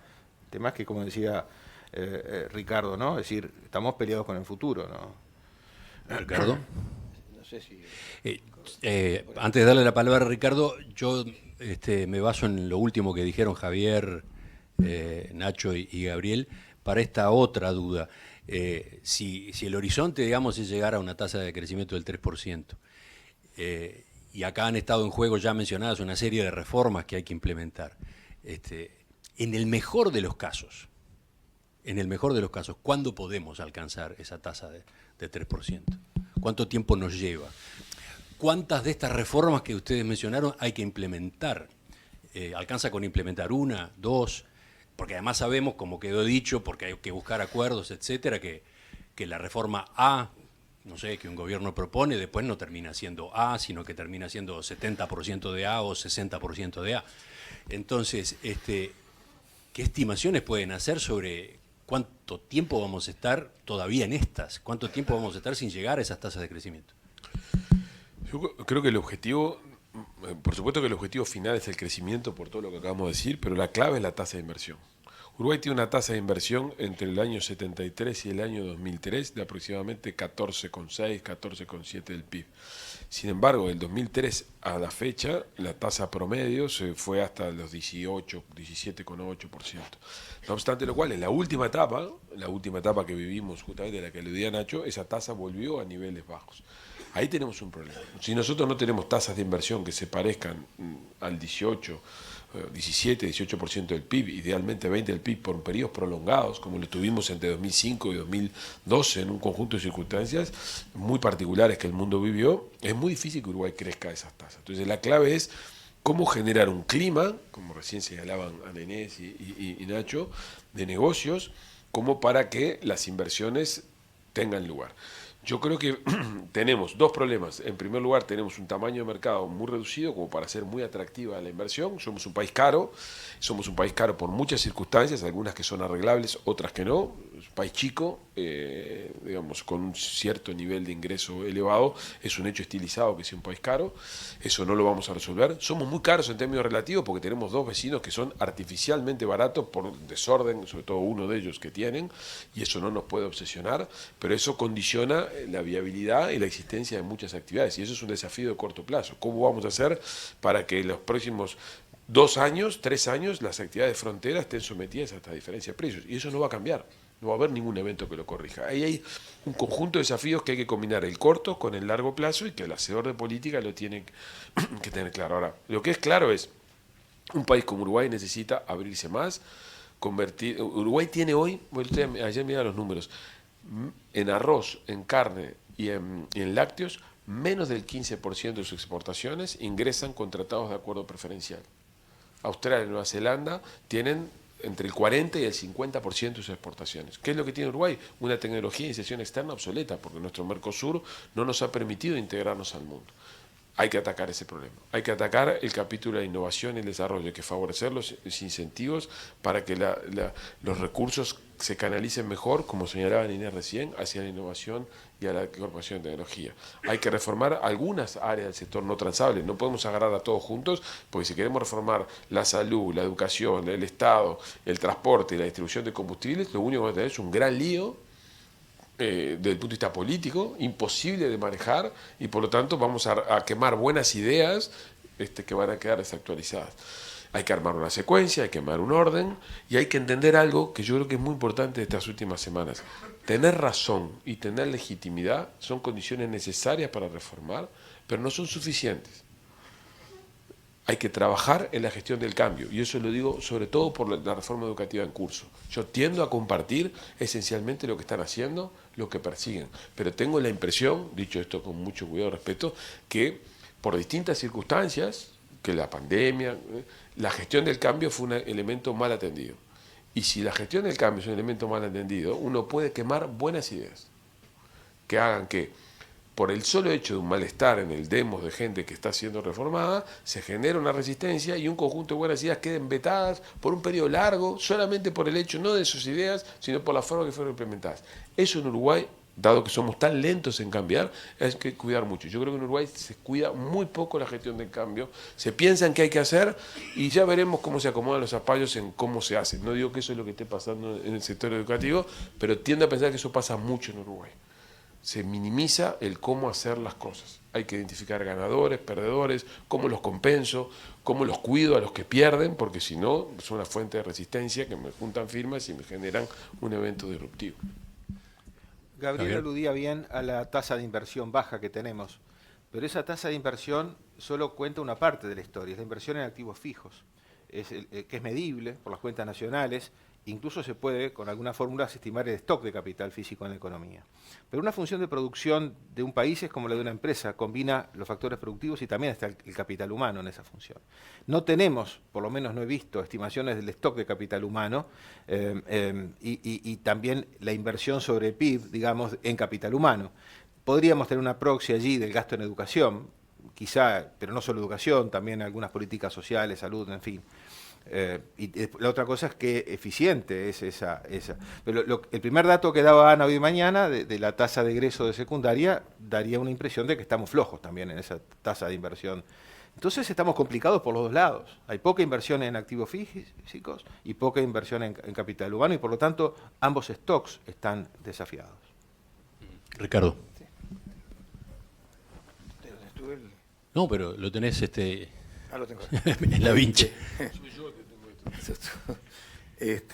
Yo comparto totalmente la inversión. Solamente quería agregar algunos puntos en ese sentido.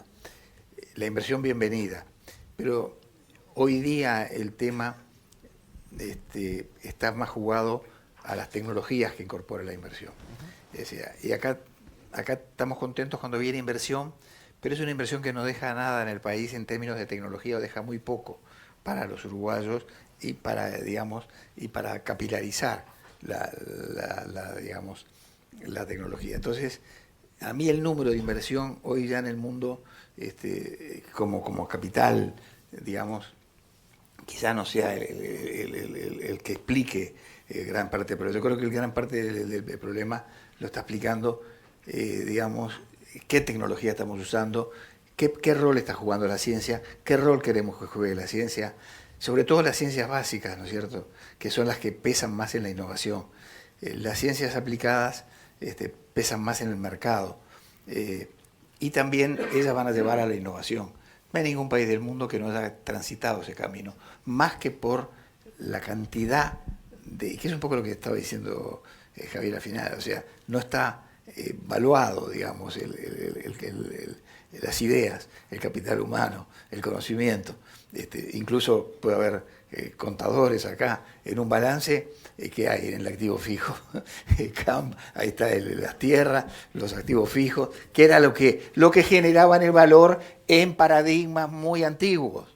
Los que generan el valor hoy, Fleming, que hizo que vivimos mucho acá, por él, si le hicieran un balance un contador, nada, tendría dos microscopios, tendría hay una cosa donde sentarse, y sin embargo descubrió la penicilina. Y como digo Fleming, podemos hablar de un millón. De manera que en el conocimiento y básicamente la tecnología, yo diría que en dos grandes cosas. Una, que Javier trabajó mucho en su tesis doctoral incluso, y basa eso, que son las instituciones, y la otra es la importancia que le demos a la ciencia, que no le está dada en el país. Apareció ahora como una novedad a partir del GACHAM, mirá, hay científicos, el Pasteur hizo el PCR, lo hizo Moratorio y y Pilar Moreno, que viene un PCR de primera línea mundial.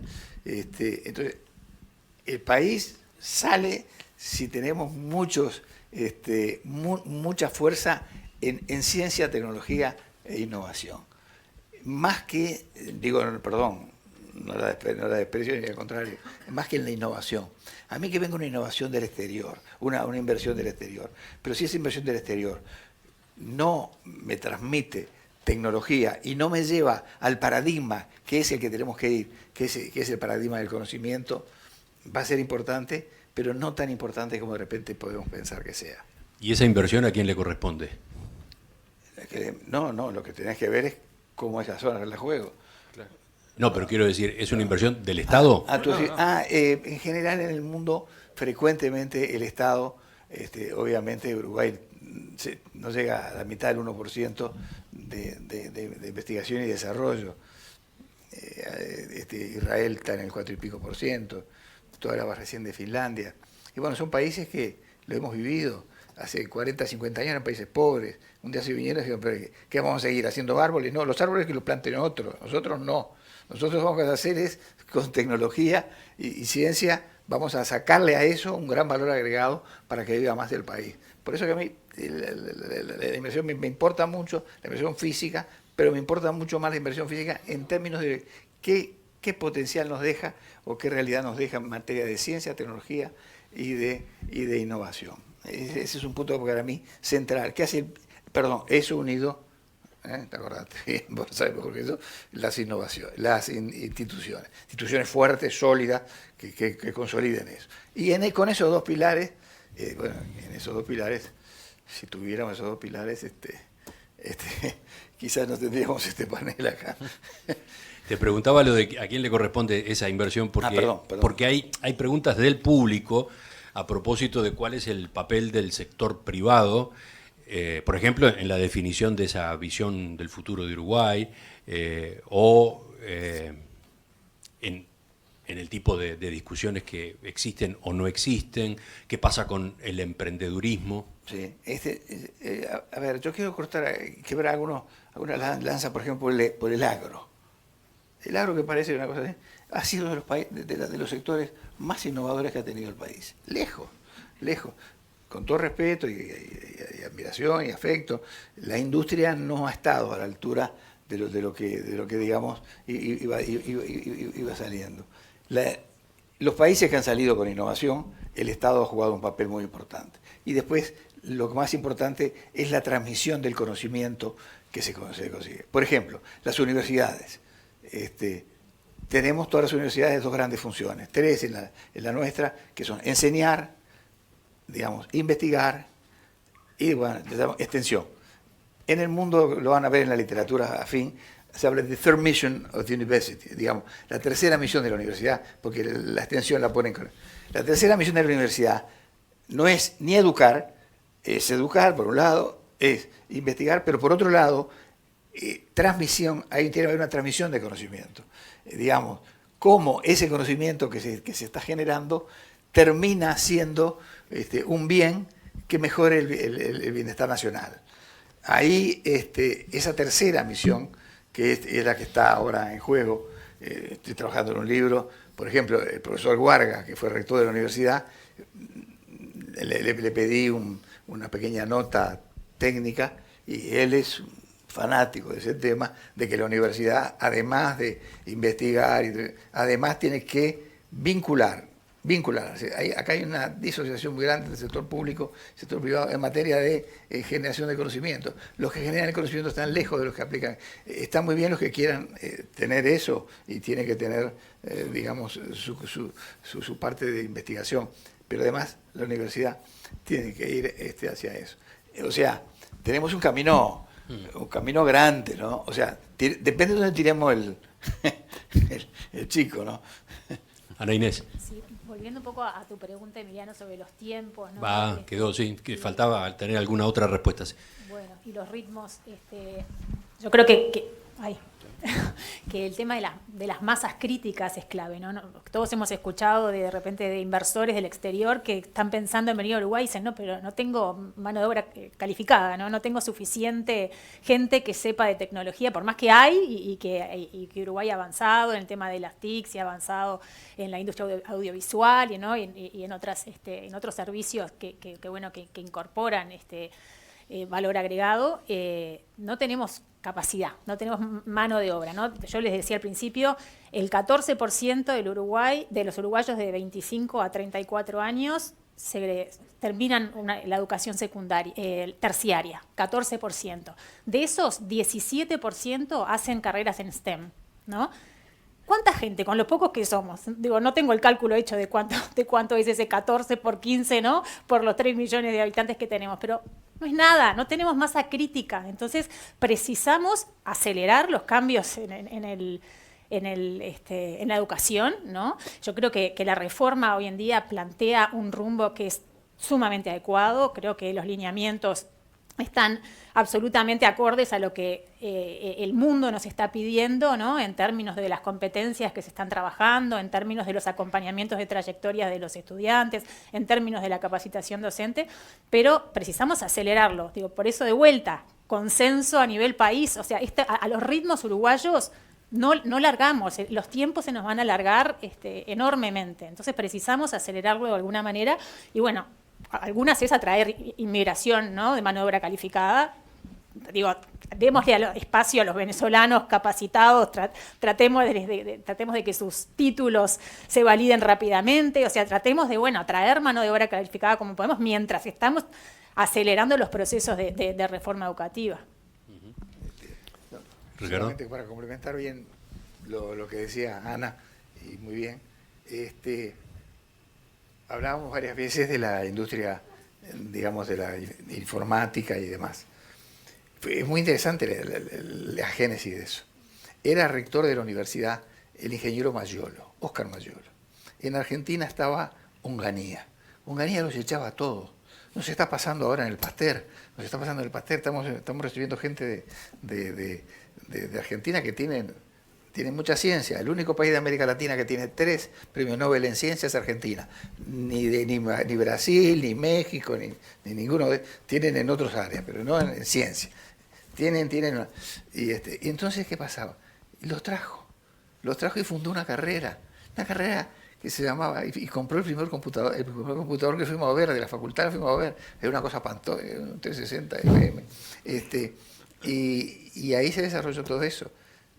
Tal es así, que tenemos que estar muy atentos a eso. Hoy la carrera es, digamos, de la parte de informática, gracias a aquel rector que tuvo la visión, el rector, y después todo su equipo, me imagino, que tuvo la visión de traer esa carrera acá, se llamaba computador universitario al principio. Después le cambiaron el nombre para ingeniero de sistemas. Y hoy es esto que estamos viendo, pero no vino por hacerse, perdón. Quiero agregar algo a lo que decía Ana y a Ricardo, una anécdota que viví hace poco que me pareció muy ilustrativo del problema que tenemos de la mano de obra calificada y la inmigración, que creo que debería ser una política central del país, una política en serio de inmigración para traer gente a vivir al Uruguay. Hace poco estuve en la UTEC de Rivera, que es una joyita, sí, Uruguay tiene una joyita. Ves robots que funcionan, es impresionante. Y empecé a hablar con algunos profesores. Hablo con el primero, me habla en portuñol. Hablo con el segundo en portugués. Hablo con el tercero, de vuelta en portugués. Y le pregunto, ¿pero qué es esto? ¿Son todos profesores brasileros? ¿Cómo es tu caso? Sí, yo estudié un doctorado en robótica acá en Brasil, no sé, y estoy trabajando acá muy contento, la verdad que es buenísima. La UTEC, cómo estamos trabajando. Pero ¿qué es esto? No, pasa que todos nosotros vivimos en Libramento. Por lo tanto, cobramos el sueldo de la UTEC y pagamos la mitad de alquiler y la mitad de comida. Exactamente. Esa es la única razón por la cual existen hoy profesores brasileños en la UTEC. Ese es un ejemplo puntual que resume el problema que tenemos. O sea, hoy, para un extranjero con capacidad, el Uruguay es un país poco atractivo y funciona en esas microexperiencias puntuales de vivir en un país que vale el costo de vida de la mitad y trabajar en Uruguay. Simplemente lo quería poner porque me pasó hace poco. Y está pasando lo mismo en ciencias de computación, en software. Todas las empresas de software están contratando argentinos que se han ingeniado para que puedan conseguir los dólares en el mercado blue, y entonces es un sueldazo para ellos, es muy bajo para acá y cierra perfectamente. Pero no hay algo organizado, fue la espontaneidad del hambre y la gana de comer, ¿no? Bueno, de lo que me está llegando de aporte del público, agrego 2 puntos para ir después ya al cierre. Hablando del costo país, dice uno de los mensajes, solucionar que el Uruguay es caro es vital. Logra, si solucionamos eso, si encaramos eso, logramos un aumento de la productividad. Y después, el Uruguay del futuro necesita interconectividad. Necesitamos vías de conexión con la región y el mundo actualizadas, modernas y efectivas. Y eso implica marítimo, aéreo y terrestre. No sé si da el margen para que ustedes comenten algo sobre estos 2 puntos. Simplemente lo agrego porque está claro que se va generando la discusión, se va generando la reflexión.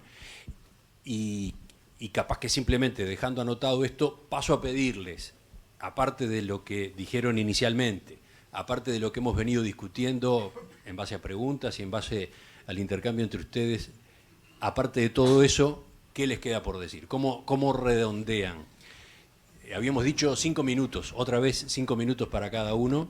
Creo que todos deben tener ese agregado que sirva para darle forma a este conversatorio. ¿Qué les parece si esta vez vamos en el orden inverso? Vamos en el orden alfabético inverso y arrancamos con Ricardo. Bueno, yo ya creo que más o menos algo dije. Creo que, digamos, los puntos centrales a los cuales pondría el énfasis en este momento sería en el progreso tecnológico, digamos, en la ciencia, en la tecnología, ciencia básica y también ciencia aplicada. Porque ella va a permitir mejorar, digamos, la innovación o generarla, esa generación, digamos, la explotación exitosa de nuevas ideas que van a llevar, digamos, a una mayor productividad. En realidad pasa todo por ahí, por la productividad. ¿Sabés qué? Me quedé pensando cuando contabas de aquel empuje pionero en la Facultad de Ingeniería, en un segundo escalón que hubo también vinculado con el desarrollo de las tecnologías de la información y que tiene que ver con esta apelación que haces, que fue el PDCIVA. Claro. Cuando se crea el PDCIVA, claro, al regreso a la democracia, claro, el programa de desarrollo de las ciencias básicas, claro, no era obvio que el paquete incluyera las ciencias de la computación, y sin embargo se las incluyó. Eso lo destaca siempre el ingeniero Víctor Ganón. La formación para facilitar doctorados, etcétera, en esa materia también contribuyó a ese desarrollo, ¿no? Exacto. En suma, yo creo que el conocimiento, la tecnología y la innovación, digamos, van a aumentar la productividad, en particular la productividad que nosotros llamamos a veces la productividad total de los factores. Digamos que ahí tenemos un tema central. Y, digamos, cerraría con un par de frases, digamos. En suma, yo creo que hay variados factores que explican el progreso tecnológico, ¿no es cierto?, y la innovación. Y en este ecosistema, en mi opinión, la ciencia básica no es inconsecuente. No es inconsecuente. Y por último, yo diría que, ¿por qué crece un país más que otro? Bueno, porque contextuados en sólidas y contemporáneas instituciones y algunas causas fundamentales del conocimiento, hacen un uso intensivo de la ciencia, la tecnología y la innovación para aumentar la productividad, en particular la productividad total de los factores. Yo diría eso. Gabriel. Bueno, yo creo que lo que hemos estado diciendo es, uno, tenemos que acelerar el crecimiento, porque eso es clave para generar prosperidad y para fortalecer nuestro medio de convivencia. Eso requiere repensar nuestra estrategia de futuro, porque la que tenemos está agotada, al menos esa es mi impresión. Eso requiere reformar la educación de manera exitosa para aumentar el stock de capital humano disponible para poder fortalecer nuestro crecimiento. Eso requiere redefinir nuestra estrategia de inserción externa, lo cual supone, sin irnos del Mercosur por ahora, tratar de tener otras opciones. Adherirnos a acuerdos comerciales como el del Pacífico es un camino el que hay que explorar. Es un camino delicado, pero es un camino más razonable que un TLC bilateral con China. Tenemos que reformar el sector no transable, tenemos que decidir cuáles son los 3 o 4 sectores, son combustibles, salud, es transporte, donde tenemos que introducir modificaciones. Ahí hay un conjunto de subsidios implícitos que encarecen el proceso productivo y que además generan efectos redistributivos del ingreso de dudosa calidad, entre otras cosas porque tenemos que liberar recursos para transferir a otras actividades. Tenemos que promover una mucho mejor imbricación, que es algo que Ricardo insiste mucho, entre el sector privado y el sector público para promover innovación y la incorporación del progreso técnico. Porque en Uruguay lo peor que nos puede pasar es tener una academia que circula en el mundo y que publica en el mundo y que está conectada al mundo, y un sector privado que no obtiene nada de esa academia que circula en el mundo, que los problemas que se cuestionan, que las discusiones que se tienen no son relevantes para el sector productivo uruguayo. Y al revés, el sector productivo uruguayo no demandándole nada a la academia para poder innovar y para poder insertarse de mejor manera. Ese desvínculo que hoy existe es necesario recomponerlo. Y para todo eso el Estado es clave en un país como Uruguay, porque el árbitro y el ordenador de toda esta discusión es el Estado, con políticas públicas modernas, con una visión de largo plazo, porque es el que no es el que está en condiciones de hacer un plan quinquenal, yo no creo en esas cosas, pero sí es el que en Uruguay, por la forma que está organizada la sociedad, es el que tiene los recursos y la capacidad de movilizar y de generar consensos. Solamente para terminar, dos temas que creo que sobrevuelan la preocupación de todos nosotros, pero que no los hemos mencionado, uno al pasar y el otro que no lo hemos mencionado directamente, que tienen que ver con nuestro modelo de convivencia. Uno tiene que ver con cómo redefinimos los esquemas de protección y transferencias, porque hay un grupo de gente en este país que es, yo estoy de acuerdo con Javier, es más del 10% de lo que mide la pobreza a nivel de ingreso, que está excluido de nuestra matriz de protección social. Y hoy hay un conjunto de gente que deriva protecciones o deriva transferencias que no requieren tenerla. El ejemplo más flagrante es el supergas. Sí. Nosotros, viviendo en la costa, pagamos un supergas subsidiado.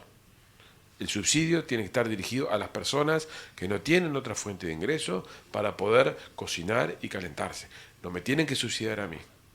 Acá en Uruguay se subsidia el producto y no la persona. Eso es un error conceptual que genera transferencias absolutamente injustificadas y que tienen que ser revisadas. Es solamente un ejemplo. De ese ejemplo está lleno. Les puedo mencionar en el sector de los combustibles, miles de ejemplos de mecanismos de subsidios que están imbricados en el funcionamiento, que hay que revisarlos. Hay que pensar todo el esquema de ingresos, transferencias en Uruguay, porque hay un conjunto de población, sobre todo niños y adolescentes, que tenemos que proteger y que tenemos que ayudar de una manera distinta. Y el último comentario que no hemos mencionado aquí, es un tema que me preocupa. La semana pasada nos visitaron Juan Pablo Luna y Andreas, no me sale el apellido ahora, la Universidad de Illinois, que la Universidad Católica participaba en un evento público, es una actividad que organicé, no en la Universidad Católica, pero sí en otro lugar con Bruno Gili, el tema del crimen organizado. Ninguno de los que estamos aquí somos conscientes de la magnitud del problema a nivel regional y de lo expuesto que está Uruguay a este tema, con implicancias en términos de la convivencia, en términos de la constitución de la sociedad a nivel de algunos lugares y de los riesgos que eso tiene para el sistema de convivencia que tenemos por delante, porque hay una economía que subyace al funcionamiento de la economía normal, que está creciendo a tasas vertiginosas e incorporando una cantidad de gente porque paga más y porque ocupa cada vez más gente. El hecho de que creamos que somos tránsito y que eso no nos genera un problema, es un grave problema de subestimación que yo creo que el sistema político hasta hace bien poco lo tenía, todo el sistema político lo tenía generado. Cada vez que hay tránsito, lo que hay es una economía que se organiza alrededor de eso, porque hay que custodiar, hay que trasladar y hay que mover recursos. Y eso es lo que está ocurriendo en Uruguay en los últimos 15 o 20 años de manera vertiginosa, a una velocidad que nadie de ustedes es consciente que tiene. Uruguay tiene una tasa de homicidios mucho más alta que Santiago y mucho más alta que Buenos Aires. No tiene ninguna justificación con el nivel de ingreso eso. Ese es un problema que está allí y que, insisto, tengo la impresión de que el sistema político hasta hace bien poco, pero bien poco, lo tenía como un fenómeno de segundo o tercer orden. Si no somos conscientes de eso, nuestro modelo de convivencia, todo lo por lo que estamos hablando, caput. No importará cuánto crecemos, cuál es la tasa de inversión, porque ahí se va lo más preciado que tiene Uruguay, a la cual cada vez que hablamos con un extranjero le decimos que vale la pena vivir en este país porque las condiciones de vida son distintas. Y eso está pasando hoy y está muy cerca de aquí. Hablen con la gente que está vinculada al tema de seguridad, o miren las estadísticas, o lean lo que Juan Pablo Luna, que es un politólogo uruguayo que vive en Chile y que ha trabajado mucho este tema, sostiene, y las cifras son alarmantes de verdad. Y la consecuencia no es solo en la convivencia, la consecuencia es también en el propio funcionamiento del sistema político, ¿no? Claro. Se mete adentro, Judicial, se mete, judicial. lo carcome. Hablemos el sistema hablemos del financiamiento de los partidos bueno, ahí está, políticos, ¿no? de los tres poderes. Cada vez que hay un empresario legal cada vez que no tenemos un mecanismo seguro, certero de cómo financiar la política, hace que el empresario legal se aleje de eso. ¿En quién creen que queda en manos el financiamiento? Porque los partidos políticos necesitan financiamiento para hacer campaña. Normalmente está bien que así sea. Miren lo que pasa alrededor, ¿no? En Chile, ni siquiera les digo Paraguay. Chile, este fue un tema de la ruptura institucional que tuvieron en 2019, tiene que ver con temas de narcotráfico y financiamiento de partidos políticos por parte de bandas armadas. Eso pasó en Chile. No es que pasó en un lugar donde era razonable que pasara. Y a la velocidad que pasó fue sideral. Así que pongamos ese tema en la agenda. Comparto la preocupación por el tema del crimen organizado que tiene Gabriel y que tenemos todos acá. Dicho sea de paso, desde Ceres armamos un equipo especializado al respecto, con gente que está muy contactada en inteligencia con el resto de América Latina y tenemos desde el mes pasado de marzo un informe mensual de un monitor de seguridad que le llamamos, que va a estar disponible para toda la sociedad todos los meses. Ya acaba de salir la semana pasada el segundo número, por estas mismas razones que acaba de decir Gabriel. Ahora, si miramos, estamos hablando sobre el largo plazo y el crecimiento de largo plazo, pero se construye con el corto plazo. Y hoy tenemos un problema de crecimiento de corto plazo, porque el país está caro. Y el país está caro no porque esté el dólar en los valores actuales, está caro por la ausencia de esta agenda de reformas que hemos hablado todo este tiempo, que está pendiente hace muchísimo tiempo y que es la única solución para que el país pueda ser competitivo. Acá el atajo de ir hacia un dólar más alto no es la solución de fondo del problema que tiene el país, sino es hacer esta agenda que la tenemos pendiente hace mucho tiempo y hay que implementarla. Porque quiero hacer un comentario de las nuevas generaciones, que se habló ahora. Yo tengo 43 años, estoy viendo acá al presidente de la Unión de Exportadores, que es de mi generación, que también está comprometido con la cosa pública desde un lugar de los empresarios, nosotros desde la opinión pública, desde la sociedad civil. Tenemos una característica, la nueva generación, que nos gusta escuchar, que escuchamos más y nos gusta genuinamente dialogar. Por algo nos encontramos con el presidente de la Unión de Exportadores en el discurso en la plaza, 1 de mayo, del discurso del PCNT, estuvimos ambos presentes escuchando el discurso. Por lo tanto, quiero cerrar con un mensaje de humildad. Todo lo que hablamos acá está bien, o sea, hay enorme consenso, pero también hay que escuchar visiones contrarias a esta, que las hay en el Uruguay, que las hay, porque si no, esto ya estaría funcionando hace mucho tiempo. Así que, mensaje de humildad, y cierro con una frase que me gusta mucho de Borges, que dice: quizá haya enemigos de mis opiniones, pero yo mismo, si espero un rato, también puedo ser enemigo de mis opiniones. Muchas gracias.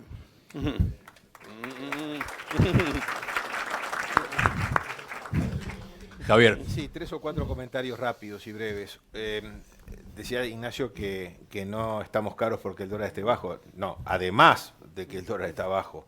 Tenemos un dólar que sería correcto si hubiéramos hecho un montón de las reformas que se mencionaron sin haberlas hecho. Entonces, no es que el exportador pide más tipo de cambio porque está en la cómoda, no, le hundieron el tipo de cambio sin haber hecho los cambios fundamentales que lo hubieran generado. Ahí sí hubiera sido tolerable. En segundo lugar, Gabriel hablaba de la gestión del cambio. Y yo creo que la gestión del cambio empieza mucho antes de que la ley es aprobada. Es decir, empieza con un líder, y creo que el ejemplo de reforma de seguridad social está bueno para esto. Piense lo que voy a decir en términos de la reforma. Es decir, tiene que haber un líder, tiene que haber un equipo, tiene que haber mucho coraje de ese líder, tiene que haber gran capacidad política de surcir para conseguir las mayorías, aún aguando la leche, como dijo el presidente, y después viene todo lo otro. Hay que pensar si esto no me lo van a bombardear después y generar los salvoconductos para que ello no ocurra. Entonces, El ejemplo de seguridad social, claro, uno no se quedó conforme, y máxime después que el presidente dice que le echaron agua a la leche, pero también es mucho mejor esto que lo que había. La duda que me queda es si son reformas que son one shot gun, es decir, si el hecho de haber hecho esta reforma ahora inhibe volver a reformar por un plazo largo, cuando la reforma fue a medias en definitiva. Segundo lugar, la falsa dicotomía entre Estado y mercado. Aquí quedó claro que se requiere las dos partes. No es un tema de ideologías. En Uruguay hay casos notorios donde sobra Estado y casos notorios donde falta Estado. En Casaballe falta Estado, claramente. En las empresas públicas sobra. Y bueno, comparto lo que dice Ignacio. ACDE eligió este panel, pero puede haber otro panel que no piense esto mismo. Y sería bueno escucharlos también. Y después sí, claro, habría que hacer, ya que se me reconoció la iniciativa, un panel con políticos o con gente allegada a los partidos políticos y con líderes. Lamentablemente hoy hubo en sala solo uno. En todo caso, si van a hacer ese panel, mándele el video de la reunión de hoy. Ana Inés. Bien, bueno, a mí me gustaría cerrar como empecé. Yo creo que la reforma educativa es la madre de todas las reformas. O sea, sin capital humano no vamos a lograr crecer. Y no solo eso, digamos, yo creo que no es solamente el capital humano como un medio, ¿no?, sino el capital humano como un fin en sí mismo para poder tener vidas dignas, para poder resistir los cambios que esta nueva era nos está poniendo sobre la mesa, ¿no? Gran incertidumbre. Y yo creo que bueno, los temas, por ejemplo, de protección social que mencionaba Gabriel o de crimen organizado, lo vamos a resolver si tenemos un capital humano de alto nivel. Creo que entonces la clave es cómo aceleramos la formación del capital humano en nuestro país. No nos podemos permitir que sean reformas que duren 20 y pico de años, y estamos 20 y pico de años rezagados con respecto a países como Chile, ni que hablar de hablar de otros países, ¿no?, de países del primer mundo. Entonces no podemos demorar 25 años en llegar a lo que Chile está hoy. Tenemos que profundizar, y para eso una política de Estado es clave, si no, no lo vamos a lograr hacer. También sí generar una institucionalidad del cambio, como también mencionaban, ¿no? O sea, entender las posiciones de los diferentes actores, involucrarlos en el cambio, eso también forma parte de la articulación para que esto avance. Diversificar el capital humano es clave, y ahí el tema de lo que le llamo la polinización intelectual de ideas, ¿no?, el poder intercambiar, el traer inmigración, el generar más trabajo femenino en el mercado de trabajo, que le aporta una nueva cara a lo que es el mercado de trabajo, el cruzarnos con la diáspora, el intercambiar con gente que tenemos afuera, ¿no? Entonces, polinizar más también es como una clave para mejorar el capital humano. Y a nivel de cómo acelerar en Uruguay la formación, y bueno, yo creo que cuando las cosas empiezan a tener alguna visualización positiva, yo creo que empezamos a transitar círculos más virtuosos, ¿no? Yo creo que en la educación venimos transitando un círculo vicioso, la gente se cansa, los docentes se cansan porque ven que no pueden con lo que tienen adelante, ¿no? Entonces tenemos que empezar a generar esos casos positivos de éxito, empezar a mostrarlos, empezar a mandar profesores, docentes afuera que vengan con innovación, hacer una masa crítica de docentes que de repente se haya formado afuera, y eso que empiece a polinizar y que empiece a generar círculos viciosos. Yo creo que por ahí va de repente la aceleración en el cambio educativo. Y por último, pensar entre todos en una visión de futuro de país, que me parece que es clave. Ricardo quiere hacer un último apunte. Muy breve nomás. Uno de los temas que hablamos acá, que a veces estamos atrasados, es por ejemplo, ayer hablaba un amigo, es el Tratado de Protección de Patentes. Yo creí que eran 156, lo llamé, no, le escribí un WhatsApp. Me dijo, no, son 157, se termina de adherir una pequeña islita que se llama Mauricio. O sea, eso, la imagen mala que da del Uruguay en el exterior, es la imagen de un país de otro paradigma, de otro momento histórico. O sea, no estar adherido. Alguien quiere innovar acá, se vuelve loco. Podemos dar ejemplos que no vale la pena. Guarga, pobre Guarga, la que vivió el otro día en una charla con toda tu historia. Y así podemos mencionar otra cosa. Y para terminar con una frase esta de Franklin Delano Roosevelt. Hay una sola cosa peor que el fracaso, es no haberlo intentado. Bueno, nada más.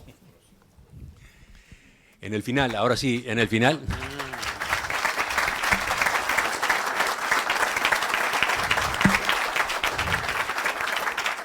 En el final invito nuevamente a hacer uso de la palabra a la contadora Rosario González, presidenta saliente de ACDE, ¿está bien dicho así? Esto es una asociación, digamos, donde la hacemos entre todos y bueno, nos vamos pasando la posta, eso sucederá así en mayo, ahora más adelante. Ya que lo anunciaste, Marcelo Causo será el próximo presidente y hacemos la transmisión, el cambio, en un par de semanas. Bueno, tremendo panel, tremendo desafío. Bueno, se han puesto sobre la mesa las claves para un mayor crecimiento sostenible a largo plazo. Obviamente abarca varios aspectos. Creo que más que mandar la grabación, vamos a tener que transcribirlo para los próximos conversatorios, para partir de ahí. Hablaron, de la importancia del capital humano para el crecimiento, importantísimo. La educación, la capacitación, la investigación científica para las necesidades que son las presentes y las futuras del trabajo. También, obviamente, para esa capacitación tenemos que tener una regulación acorde en los temas de educación. Después, algo que muy relevante también, hablamos de la regulación en ciertos sectores de actividad, por ejemplo, los no transables, y el fin es lograr una mayor competitividad para poder salir al mercado, abrirnos. La importancia también de lograr acuerdos comerciales para poder diversificar mercados. Sabemos que son mercados que cada vez son más exigentes y no se habló quizás mucho, pero la exigencia viene también por la sostenibilidad en la producción, que eso va a traer otro tema sobre la mesa, ¿no? Unos costos en una producción que sea sostenible, cuide el medio ambiente.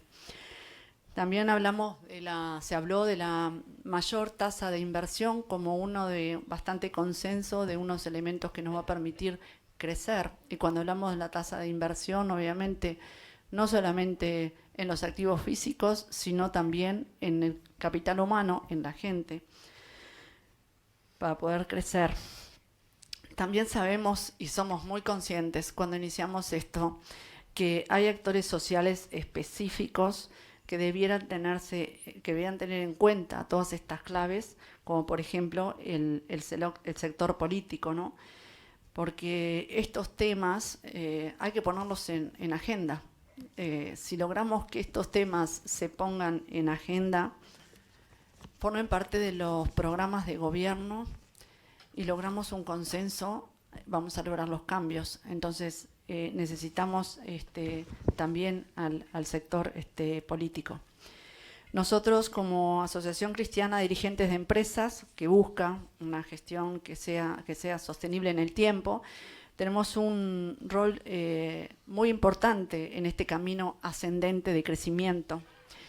El sector privado, como lo ha dicho recientemente la ministra de Economía, es un socio estratégico del sector público para generar inversión y para generar empleo.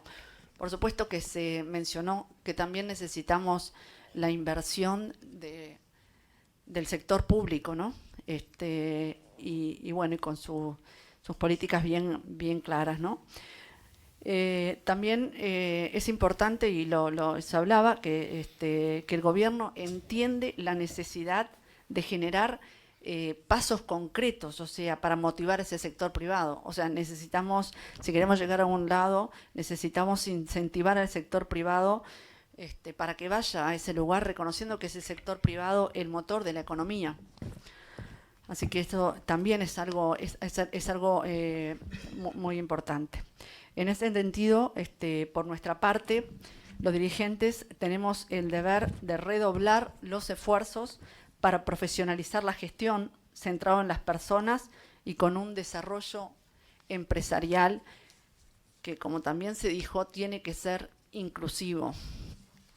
Entonces, estas acciones en este esfuerzo, ¿a qué apuntan? Apuntan a crear valor a través de las empresas que buscan el bien común, generar más y mejores fuentes de trabajo digno, con acciones que estén alineadas con la sostenibilidad, o sea, la sostenibilidad económica, la social, la ambiental. Qué importante la ética, los valores a la hora de gestionar nuestras empresas, a la hora de hacer negocios. También es muy importante promover la diversidad en las organizaciones. Lo mencionaban también, con libertad de elección al momento de trabajar e inclusión, como lo resaltamos en un conversatorio que hicimos hace poco, donde se hablaba del rol de la mujer en este desarrollo del país de cara al 2030. Y después también otra acción que es importante y se mencionó es la innovación. Qué bueno es mirar al mundo, ¿no? Y quizás sí, traer gente que nos ayude a ser más creativos, más innovadores, con inversión en tecnología y en capacitación. Somos conscientes, y todos creo que somos conscientes, de que todo lo que hoy hemos conversado va a exigir de una capacidad de diálogo importante, que tiene que ser abierto y tiene que ser honesto. Y para que se dé eso se tiene que basar en la confianza de las partes. Entonces, ACDE quiere contribuir facilitando ese diálogo en un momento de la historia donde hay muchísima incertidumbre a nivel regional y a nivel mundial. Y para promover ese diálogo, como ya lo disparó Javier, como lo hizo la otra vez también, seguiremos desarrollando actividades para intercambiar sobre el cómo llevar a cabo estas claves de crecimiento. Así que bueno, tendremos que preparar más que un video, se lo vamos a facilitar, un recoger todo esto que se conversó hoy para que a partir de ahí se vaya construyendo ese cómo.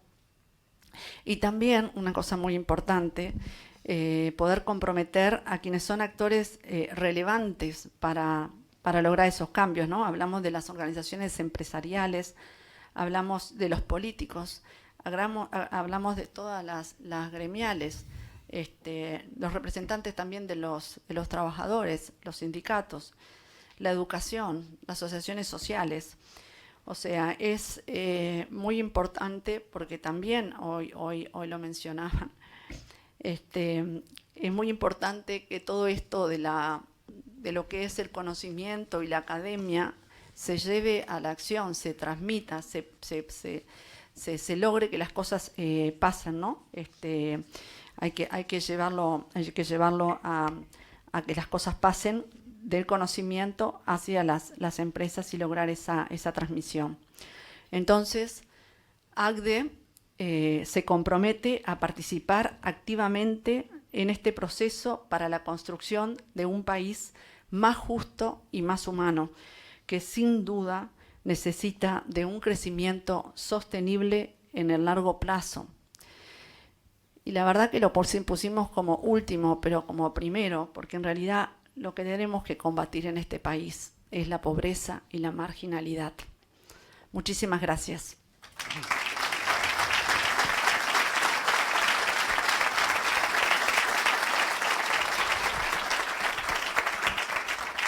Antes de la despedida, los reconocimientos. En primer lugar, a quienes fueron expositores hoy, Ana Inés Balsa, Javier de Aedo, Ignacio Munyo, Gabriel Odone, Ricardo Pascale, por el tiempo que dedicaron a preparar sus ideas, por los aportes que hicieron, por la apertura a la discusión luego a lo largo de la actividad.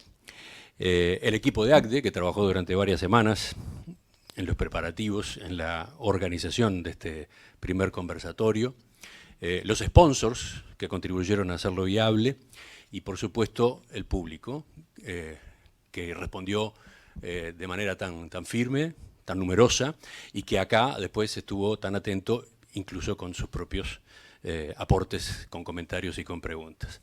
Así que el agradecimiento a todos y la invitación para la próxima, cuando esto sigue.